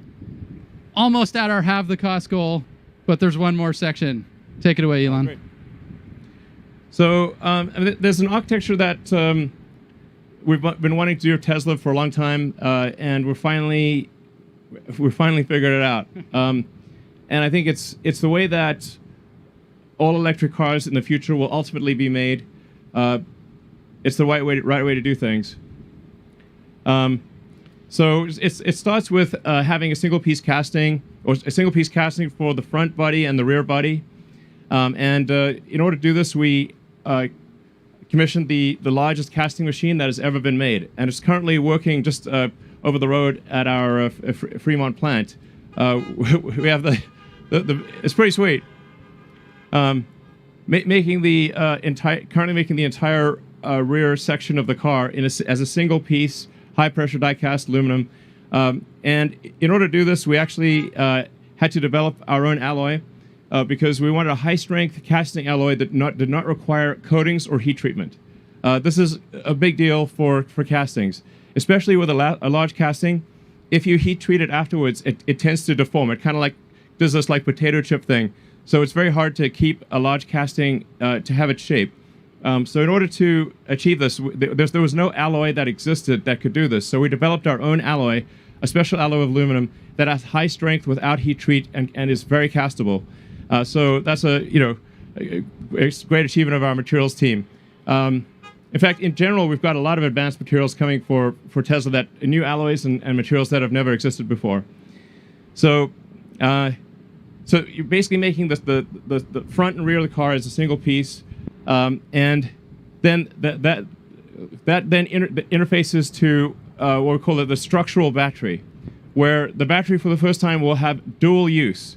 The battery will both have the use as an energy device and as structure. This is absolutely the way things are done. In the early days of aircraft, they would carry the fuel tanks as cargo. So the fuel tanks actually were quite difficult to carry. They were like basically worse than cargo. You had to kind of bolt them down. It was very difficult. And then somebody said, "Hey, what if we just make the wing tanks? What if we just make the fuel tank in wing shape?" So all modern airplanes, the fuel tank, your wing is just a fuel tank in wing shape. This is absolutely the way to do it. And then the fuel tank serves as dual structure, and it's no longer cargo. It's fundamental to the structure of the aircraft. This was a major breakthrough. We're doing the same for cars. So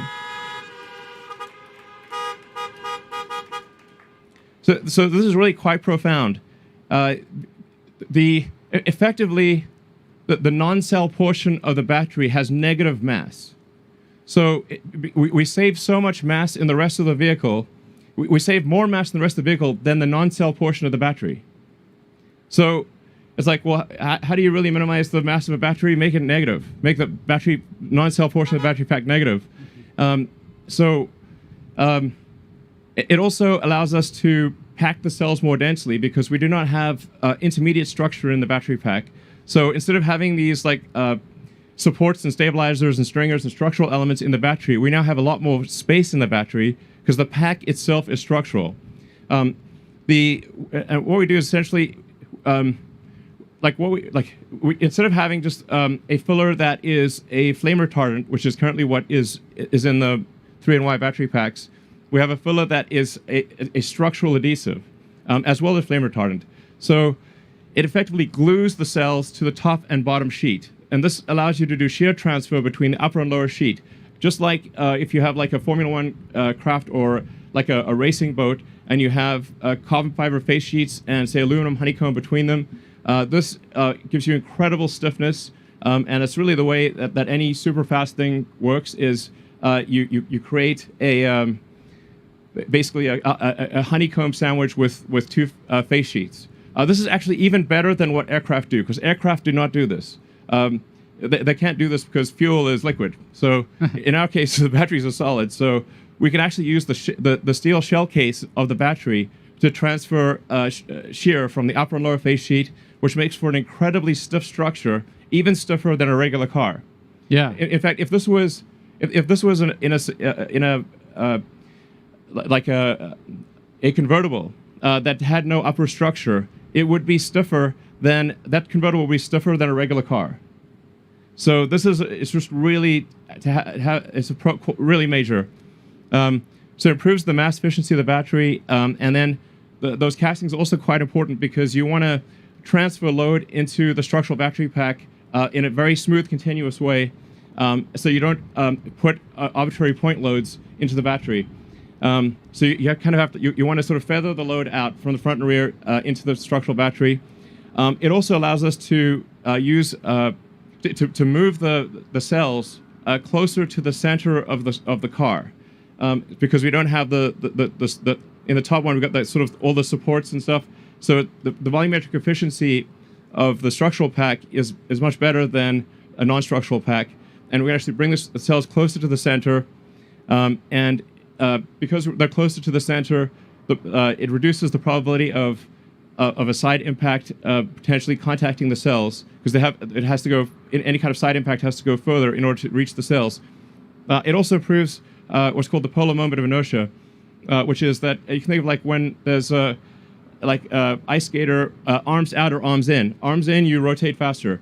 So if you can bring things closer to the center, you reduce the polar moment of inertia, and that means the car maneuvers better. It just feels better. You won't know why, but it just feels more agile.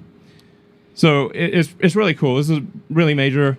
Like I said, so 10% mass reduction in the body of the car, 14% range increase, 370 fewer parts. So, I mean, I really think that long term, in any cars that do not take this architecture will not be competitive. And it's not just at the product level a better product, but in the factory, it's a massive simplification. You saw the part removal.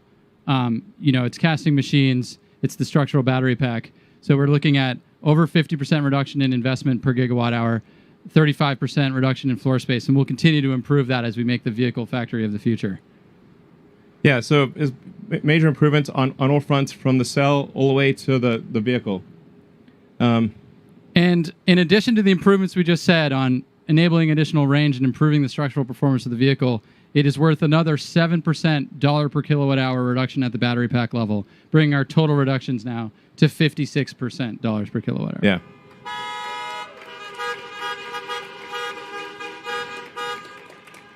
Yeah. All right, so stacking it up, we're not just talking about cost or range. We've got to look at all the facets. So range increase, we're unlocking up to 54% increase in range for our vehicles and energy density for our energy products. 56% reduction in dollars per kilowatt hour at the battery pack level, and a 69% reduction in investment per gigawatt hour, which is the true enabler when we talk back about how do we achieve this scale problem here. Yeah. So I think it's pretty nice that investment per gigawatt hour reduction is 69%. I mean, who would have thought? Yeah, just happened to happen out that way. Yeah. I mean, 0.420%, of course.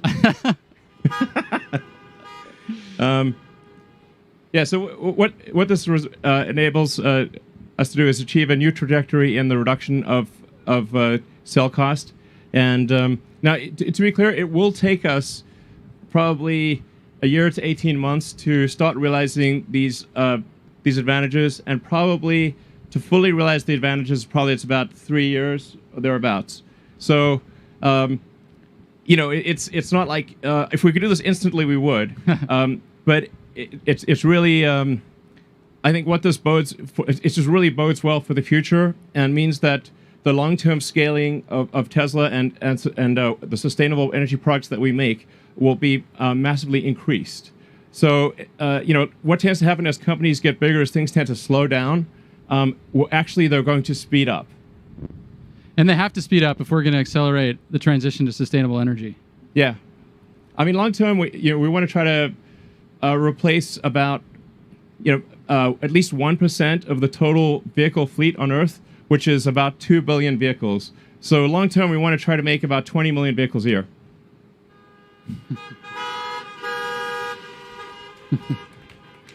But I think it's important to point out that when we talked about 3 terawatt hours by 2030, the problem is a 20 terawatt hour problem. So everybody needs to be accelerating their efforts to accomplish these objectives. Doesn't matter where you are in the value chain, there is a ton to do. You need to rethink from first principles how you do it so that you can scale to meet all of our objectives. Yep. And Elon? Sure. What does this mean? What does it mean? What does this mean for our future products? We're confident that long term we can design and manufacture a compelling $25,000 electric vehicle.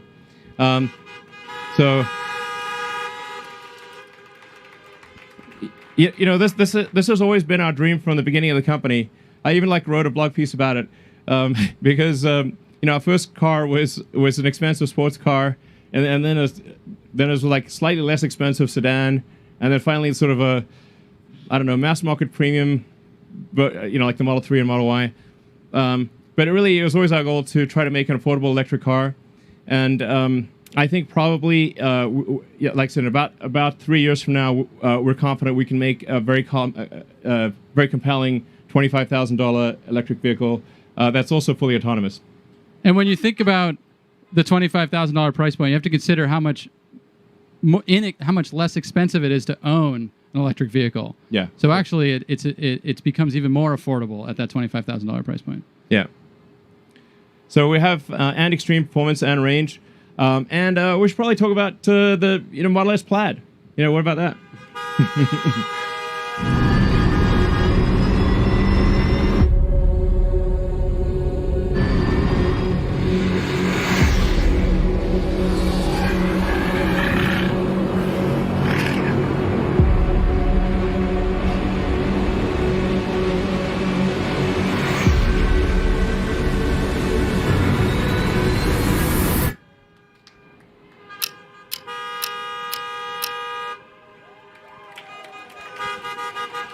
Yeah.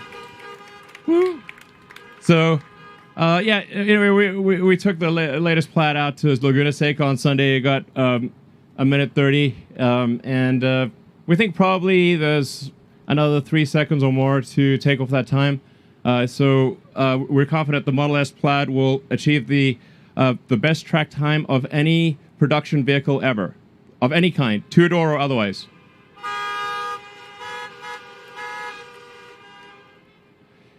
And you can order it now, and it's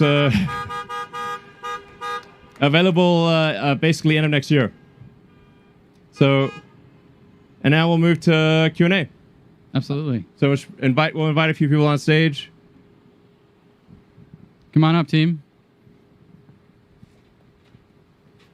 So this is just a small portion of the team, but it would be great to show you some more of the team, and when we do Q&A, we can give various people different questions to answer. Sounds great. Actually, I don't know how we're getting the questions. Actually, I don't know either. Is somebody going to read them to them? Okay, well, you could just you can maybe get out of the car for 2 seconds and yell it at us. I don't know. Hey, how do we get any questions? Oh, they're mics. Okay, wait for the mic. There are mics. Okay, great. All right. Okay, we'll definitely need to give people mics because otherwise there's no way.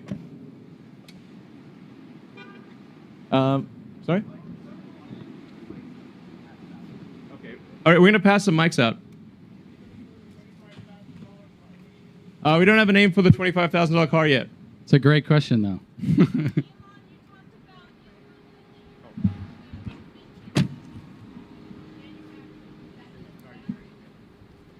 Yes, we will be manufacturing cells in Berlin.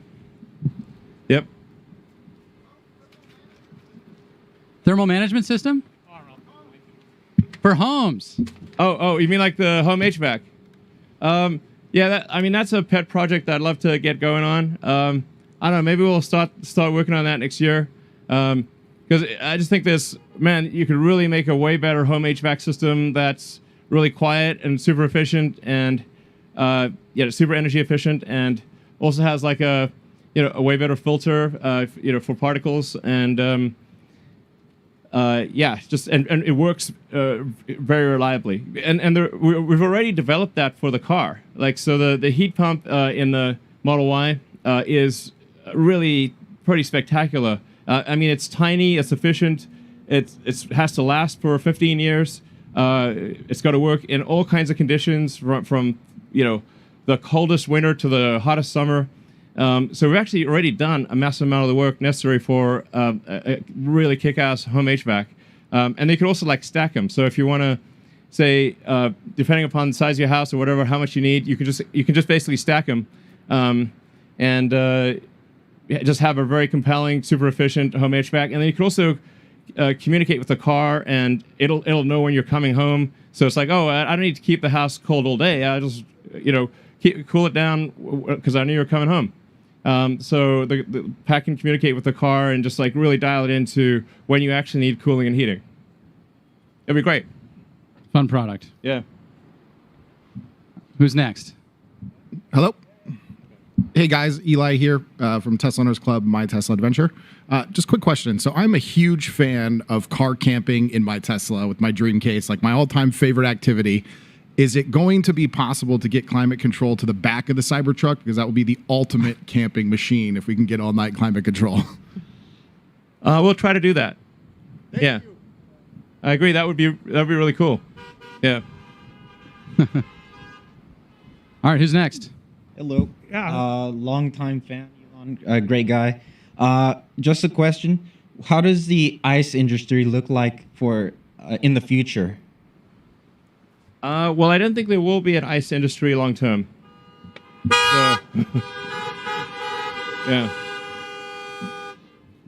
I mean, well, I guess there might be like a few things that are like, it's a like curious thing. Like, I mean, there's still like some steam engines made somewhere, but like they're just basically sort of quirky collector's items. I mean, that will be the future of the internal combustion engine car. Hi, Elon. To your left here in the white Model Y, Ryan McCaffrey from the Ride the Lightning Tesla podcast. Curious about Cybertruck. It was interesting to see where you had it in on the battery technology front. I'm sort of curious what you see for it in the production front. Is its volume, trucks are so popular in America, do you see its volume equaling the 3 or the Y in the future? And also, is were you able to get Tesla is able to legally be sold in Texas as part of the Giga Texas deal? Well, it's hard to say what the volume exactly would be for the Cybertruck. The orders are gigantic. So, and we have like, I don't know, well over 500,000 orders. I think maybe 600,000 or 600,000. That's a lot, basically. We stopped counting. So I think there's probably room for, I don't know, at least like a unit volume of like 250 to 300,000 a year, maybe more. Now we are designing the Cybertruck to meet the American spec, because if you try to design a car to meet the global, the superset of all global requirements, it basically, you can't make the Cybertruck. It's impossible.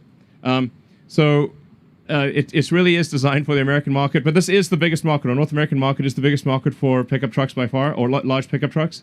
And then I think for we'll probably make an international version of the Cybertruck that'll be kind of smaller, kind of like a tight Wolverine package.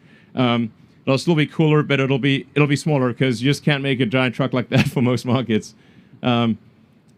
So yeah, but it's going to be great. And I don't know. I think probably we'll be able to sell directly in Texas. We do pretty well right now, but it is a bit weird not being able to actually conclude a transaction in Texas. But it's got to be like a click on a server based in California. So, but weirdly we can do leasing in Texas, but not selling. But hopefully that'll get cleared up in the future. Yeah, Elon, great job with everything that you're doing. Thras Gerber from Gerber Kawasaki, your team's amazing. What I'm most curious about, these innovations are incredible, but on my drive up here, fully on autopilot for 400 miles, the entire state is brown. And this is ultimately about climate. Has there been some analysis done if all these things are achieved? What will its direct impact be on climate?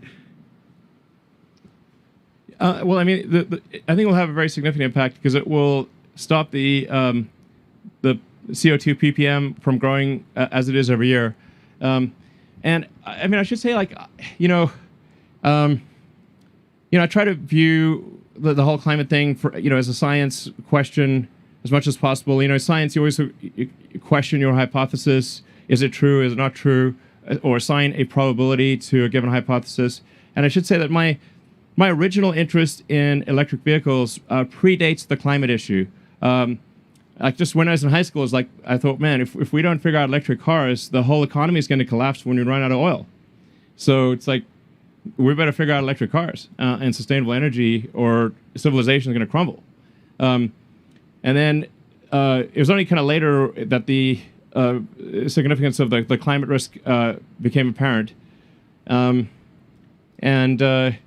We were also able, using tracking and other types of technology, to access a lot more fossil fuels than previously thought, which is, helpful for lowering the cost of gasoline, but it's pretty bad for the total tonnage of CO2 that you could put in the atmosphere. It's now greatly beyond what people previously thought.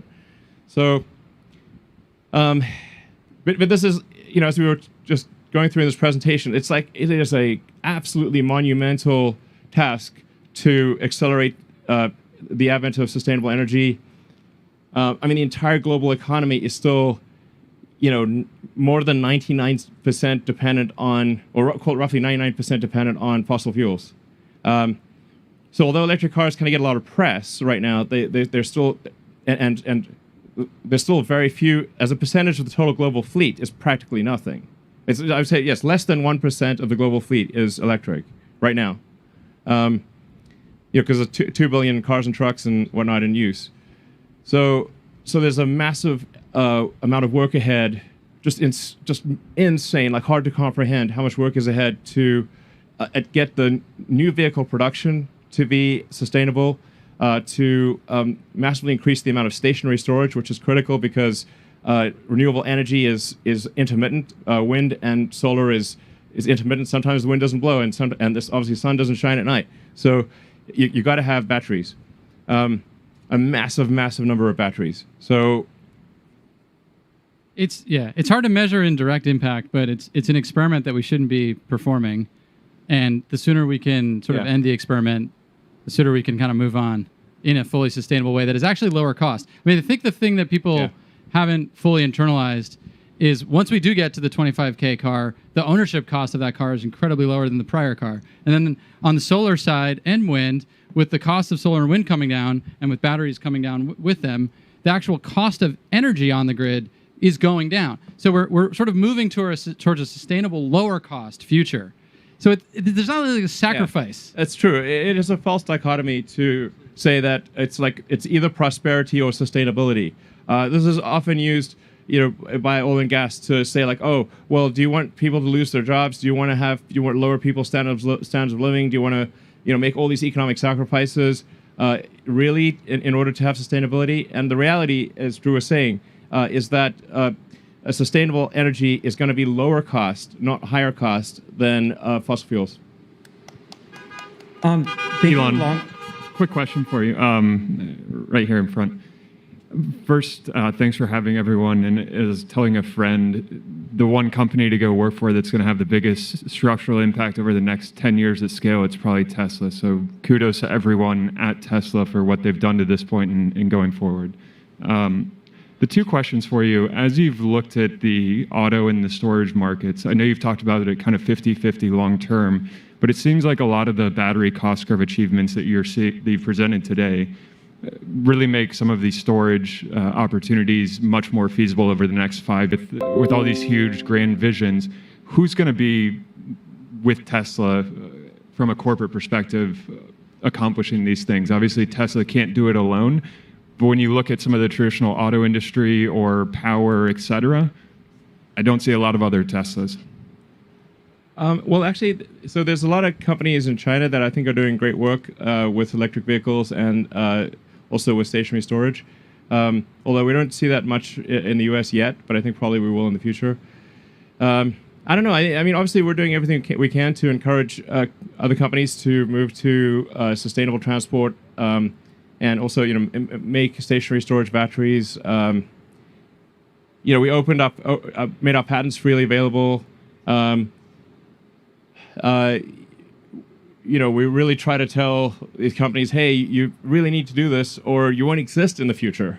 But they don't believe it, So I mean, we've talked until we're blue in the face. What are we supposed to do? But we really are hopeful that other companies will also do what we're doing, and that will make a sustainable future come sooner. From a fundamental market size perspective, like we did the first ground up work to show the size of the market in terawatt hours, and they are roughly 50-50. 10 terawatt hours for transportation, 10 terawatt hours for the grid. And part of that is because the grid batteries, because when you're making a power plant, you're making a large investment, are 25-year assets or greater. If the grid batteries were 10-year kind of things, the grid market would be bigger. But because it's a longer duration asset, they're roughly the same size. Thinking long term, is there any other segments that this new battery will be able to disrupt or electrify beyond just the initial Model 2 or cheaper sedan, like a boat, boring company loop, plane? Where are you, Golly? Are you there? What's up? Right here. Okay, great. It's like ventriloquism here. It's like we just get the sound out of the speaker and you can't tell where the heck it's coming from. Yeah, any hints, or is the Model 2 such a big deal because it decreases the cost of transportation that is really the disruption? Or should we get hyped that this new cost curve opens up different vehicle categories like a high passenger density bus, boring loop, boat, plane? I mean, there are batteries in limited production right now that do exceed 400 watt-hours per kilogram, which I think is about the number you need for decent range, medium range aircraft. And I think our batteries will, over time, start to approach the 400 watt-hours per kilogram range as well. I mean, I think over time we'll see all modes of transport, with the ironic exception of rockets, transition to sustainability, or to electric, basically. On the rocket front, what we're planning to do is about 80% of Starship is liquid oxygen, and we're actually already running a power line to be able to use wind power to create the liquid oxygen. So we're making some decent progress on sustainability on the rocket front, but there's just no way to have an electric rocket, and it's important for the future of life and consciousness that we become a multi-planet species. So got to keep doing that. Hi, Elon. Hello. Josh Phillips here, retail investor. I have a question in regards to the lithium and nickel industries and the likely price spikes and shortages of high-grade materials the EV industry is likely to see if they don't act fast to address future supply. Tesla have clearly made the right moves that are necessary, but there's a real worry that the potential supply issues and price spikes will create a drag on the rest of the EV industry and therefore a drag on global EV adoption. What advice would you give to the EV and mining industries to quickly solve this looming hurdles? Because for a sustainable energy future, the spice must flow. Thank you. Yeah, indeed. The spice must flow. The new spice. I don't know. I think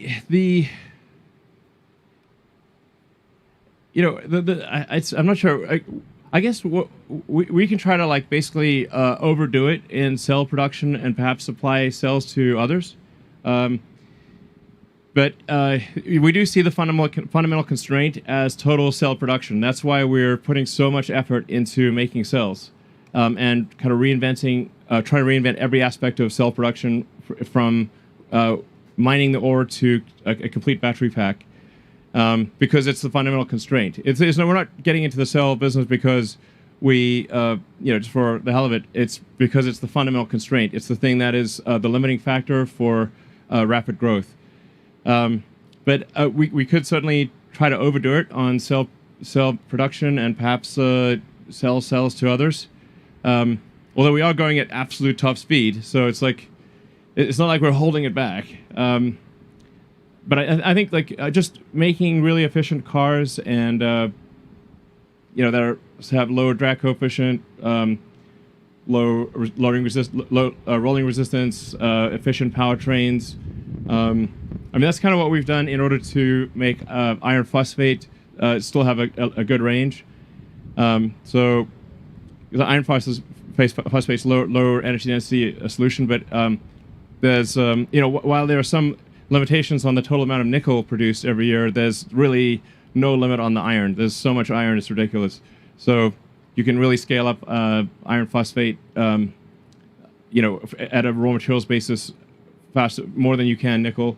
But yeah. And just to point out, when we were walking through this presentation, we intentionally separated all the different aspects.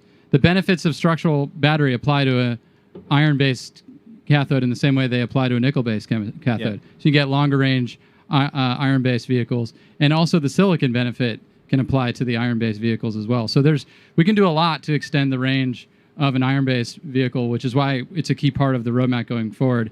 And then I invited Turner up here to talk about what the mining industry can do. Yeah. Diversification on the cathode side is obviously massive, and EVs are all about efficiency. And so for the EV industry, for the vehicle industry, we need to see powertrain efficiency really increase at all other companies matching Tesla powertrain efficiency so that everyone can have that diversified cathode approach where LFP is used in medium range and even really make a 300-mile vehicle with LFP. And really the goal that we were trying to present here was a model for vertical integration, strategic vertical integration that a lot of different people can do. What we need to see is vertical integration that shortens the process path from mine to cathode. And what we're doing here is novel, and we're trying to push the industry in that direction. So we're presenting a model here that anyone can follow.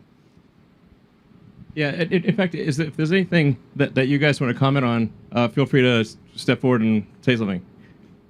I think the key is to be smart about your chemistry choices, your materials choices. Talk louder. Yeah, if you're smart about your materials choices, the spice will continue to flow. Yeah. You don't need to use the same kind everywhere, and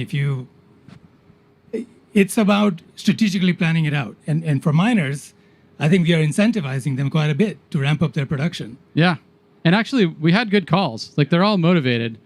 I think that they've been sort of sitting back, being like, "Are you going to grow like crazy?"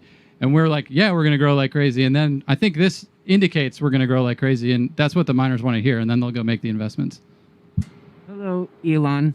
This is Ben Limpick. I'm a musician. I was wondering, does Tesla have any future plans to make partnerships with music companies like it has done with 10-cent games or things like that for you guys to actually kind of expand your services for artists and other types of creative people to get involved in producing content that can be part of the Tesla ecosystem, or so other people that do creative things can get involved with you guys? Well, we don't. We haven't really thought about that much, but I suppose it's probably something we should think about. We will be providing title on Teslas. So we're providing more music sources that people can choose from, and just generally trying to improve the entertainment experience in the cars. And I think actually, as we go to a more autonomous future, the importance of entertainment and productivity will become greater and greater. To the degree that if you're just basically sitting in your car, the car is fully autonomous and driving somewhere, it's sort of like being in the car is essentially your chauffeur, and then the things that become important are, okay, well, let's have good entertainment, and if you want to do some productivity stuff, then that actually starts to become much more important because you're no longer spending your attention driving the car. So it will be extremely important in the future. Should we do some of the say.com questions? Yeah. Okay.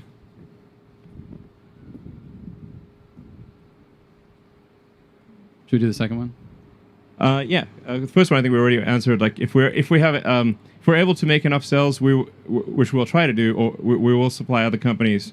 It's definitely not an intentional effort to keep the cells to ourselves. If we can make enough for other companies, we will supply them. And we're trying to do the right thing for advancing the sustainable energy, whatever that is. So vehicle to grid, we get asked that a lot.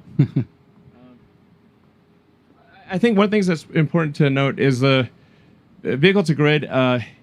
It doesn't, unless you have a power cutoff. Like you need to cut off your main supply to the grid. Otherwise, if you lose the power in your house, you'll basically just backflow energy to the grid. So just having a reversal in the power flow does not actually keep the lights on. You need a whole separate system to cut off power to the grid. And I think there's also the case that people really want the freedom to be able to drive and to charge at their house. And it's obviously really problematic if you get to morning and your car, instead of being charged, it discharged into the house, and then you're sort of, okay, now I can either drive or use the battery to power my house. I think it's actually going to be better for people's freedom of action to have a power wall and a car separate, and then it's everything works. And you add that, you basically combine that with solar, either solar retrofit or solar glass roof, and local battery storage. So you basically become your own utility, and then the car is can be charged also with solar. I think that's like the stuff that works. That said, like we can certainly do vehicle to grid. And I think we can basically enable that with software in Europe or something, right? Yeah. We are future generations of power electronics. We will be able to do this more or less everywhere from a energy market participation perspective. But yeah, from a backing up the house, and it just so happens that the way the North American connectors are on all the cars in North America, it doesn't matter whether it's the Tesla connector or the connector that the other vehicles have, doesn't actually support powering your home. It's unfortunate. So you'd need an additional hardware to do that. But yeah, in the future, all versions of our vehicles will be able to at least do bidirectional power flow for the purposes of energy market participation. But even for that, it's important to remember that your car isn't plugged in 24/7. So it's kind of an unpredictable resource for the grid. It'll have a value, but it's not the same as a stationary battery pack. Yeah, honestly, a vehicle to grid sounds good, but I think actually has a much lower utility than people think.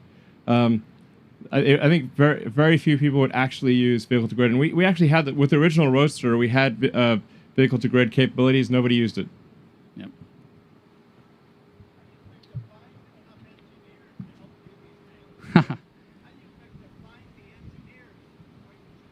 How do we find the engineers to do everything we're saying? How do we find the engineers to do all these things? I guess we recruit a lot of engineers from all parts of the world. I think Tesla has a good reputation for doing exciting engineering, and that tends to attract a lot of the top engineers in the world, because they know that their efforts at Tesla will really serve the greater good, and we're super hardcore about engineering. Tesla is first and foremost an engineering company. It's hardcore engineering is what we do. The sheer amount of hardcore engineering done at Tesla is insane. And if you look at, say, there's various surveys done of engineering schools, where do you want to go? What's your top choices? And actually, the top two choices last few years have been Tesla and SpaceX. So sometimes it's Tesla first, sometimes SpaceX first, but those are the two top ones. Yeah, I mean, if you are motivated to solve some of these problems, which are the hardest problems in the world to solve, that really fundamentally enable the future we all need, please reach out. Yeah, and help us work on these problems. Absolutely, and like you said, the battle is far from over. Less than 1% of the global automotive fleet has been converted to electric, and even maybe less than 0.1% of stationary storage has been done. So stationary storage has barely begun. Converting the global vehicle fleet to electric has barely begun. So there's still a massive amount of engineering work to be done at Tesla and other companies to accelerate this transition to sustainability. Hey, can you guys hear me? Yeah. This is Jordan from Mark Asset Management. So you've talked about the importance of the factory, and you've mentioned the ground-up design process and a lot of the new things that you're going to be doing or started to do in Shanghai, Berlin, and Austin. Can you just maybe help us understand and quantify like how financially meaningful all of those improvements will be? And then given what you're trying to accomplish as a company, is it fair to assume that the vast majority of improvement will be given back to the customer in the form of lower prices? Yeah, I mean, I think certainly we will try to give back as much as possible to the customers. It's not like, it's not like Tesla's profitability is crazy high. Our average profitability for the last 4 quarters is like maybe 1%. So just to be clear, it's not like, we're minting money. Our valuation makes it seem like we are, but we're not. We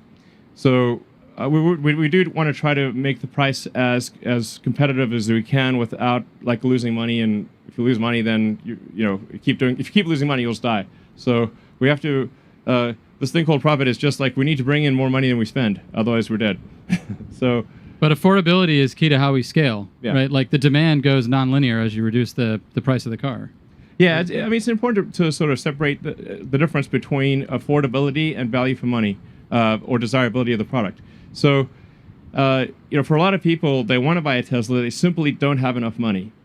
We could make the car infinitely desirable, but if somebody does not have enough money, they can't buy it.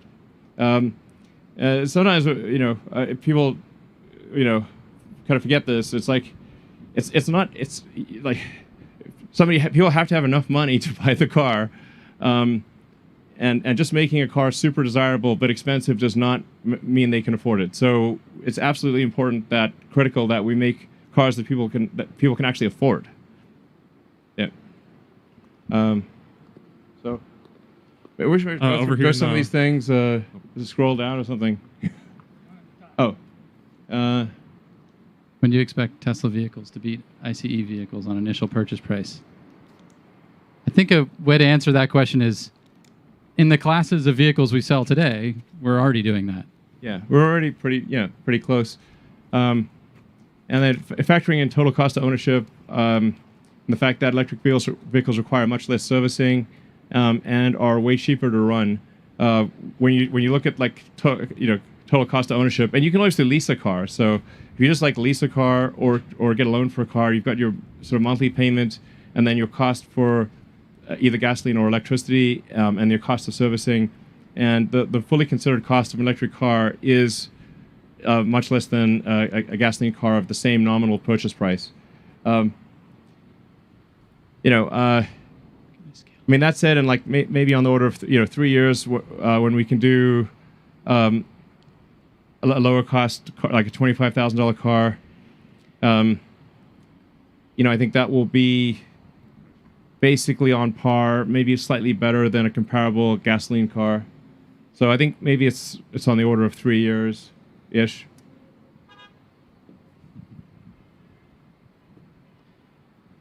How have the technology advancements and increased vertical integration of battery manufacturing influenced your ability to improve the environmental and social impact of the supply chain? And I think, I think we sort of have said that already. Yeah. Do you have some ability to scroll through this? Just scroll away. We covered recycling. Yeah. Well, just scroll until we've got stuff that we haven't covered. Well, we definitely covered that top one. Yeah, a lot of these things we've already answered, I think.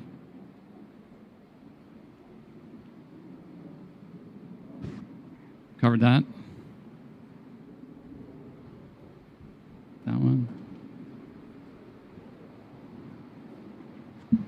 think we literally just answered that. Yeah. Oh, I saw a cathode durability question. Let's go to that one. Go down, go down, go down. Good technical question. Keep going. How are you going to address the cathode durability and cost and environmental impact trifecta? Is this something you're going to leave the upstream supply chain to solve? No, I think we tried to answer that directly. I mean, we really are looking at not just what happens in the cathode facility, but like currently outside the cathode facility that should really be inside, and removing processes that shouldn't have been there in the first place, and the use of reagents that are just costly and not necessary, and removing a bunch of wastewater from the process. Guys, is there anything you want to add to? Maybe we could like go through everyone and like maybe say what you're doing and say a few words. I don't know. Sure. I just want to reiterate the fact that this is a massive problem. Massive problem. And it seems like Tesla's on its way and ahead, but we need everybody's help because it's everybody's planet, and we're not going to get to 20 terawatt-hours by ourselves. So please think about this carefully as it affects everybody. So let's get on it. And obviously, if you care about solving sustainability and doing hardcore engineering, definitely come work at Tesla. Yeah, we went through a couple of the manufacturing improvements, and it kind of looks easy when you put together a nice slide deck, but the challenges are like this. It's super challenging when you take materials out of the process, when you integrate processes together. You have to do a lot of things at once, and that's like this immense engineering challenge. And so, like, to appreciate that, like, you need, like, to get through this, we need, like, the best engineers we've got. And we've got this awesome team. I just want to shout out also to all of our team watching, like, you guys are awesome. Like, you absolutely kicked ass putting this together. And, yeah. Yes. Thank you. Thank you, Tesla team. Totally agree. Yeah, that's it. Like, yeah. Okay. Yeah. Rodney Westmoreland, managing the construction here at Tesla. What I would like to say is, one, shout out to the team. The team has been working effortlessly. A very, very tough project here for 24 hours a day, it seems like, around the clock to have this complete. The thing that sets us apart from a lot of other construction, we have a construction company here. The thing that sets us apart is that we're integrated in the manufacturing process. So every detail that comes from Drew's mouth is directly implicated into the system that we're building. That way, what would typically take 3 or 4 months to create a specification, our design team is working right with the manufacturing team to allow us to speed that process up tremendously. So. Yeah, it's definitely a important part of the vertically integrated approach is to be able to design the factory around the equipment, in fact, together with the equipment, so that you can build the factory at lower cost and more quickly. Yeah, I'm Scott. I focus on cell design. I think it's hard to put into words how inspiring this is. I've been at it for a long time with Tesla, and yeah, I really hope others do join us. Since when, Scott? Since 2005. Yep, yes, with many of you. But thank you. It. 6. Yeah, year before Drew, but who's keeping track? But I'm really stoked at what the team's been able to accomplish over the last, short period of time, about a year. It's been really an incredible transformation. I mean, hopefully what we've shown you inspires you to join us or join somebody else in the effort. And I couldn't think of a greater, more intelligent, more hardworking team to be working on with this problem.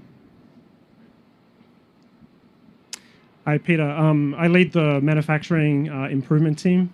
And I guess the point that I would like to make is manufacturing improvements is like the accelerator.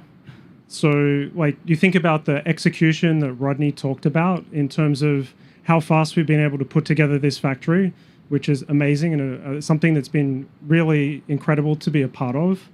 That's not enough. What we need to do is improve the manufacturing technology. That's the real accelerator. And that's what we're really focused on. Elon talks about it all the time, that really going and improving that system is what will enable us to get to the scale and the cost that we need. And then the other point that I would make is on the recruiting side, like it doesn't matter if you know about batteries, if you come from any industry, you can do something fantastic in the work that we're doing. We talk to people from industries that you wouldn't imagine. Like I talked to a guy who makes golf balls, and he has stuff which is really impactful for what we're doing. So, if you're in any industry and you want to be, impactful here, like come join us. It'd be great. Hi, excuse me. Hi, I'm Tony.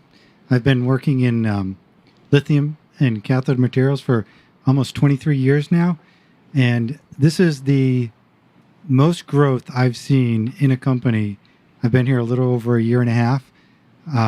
We're hiring amazing people that are allowing us to leverage technology that most of the industry is struggling to achieve. So to answer the question, how are we going to do this?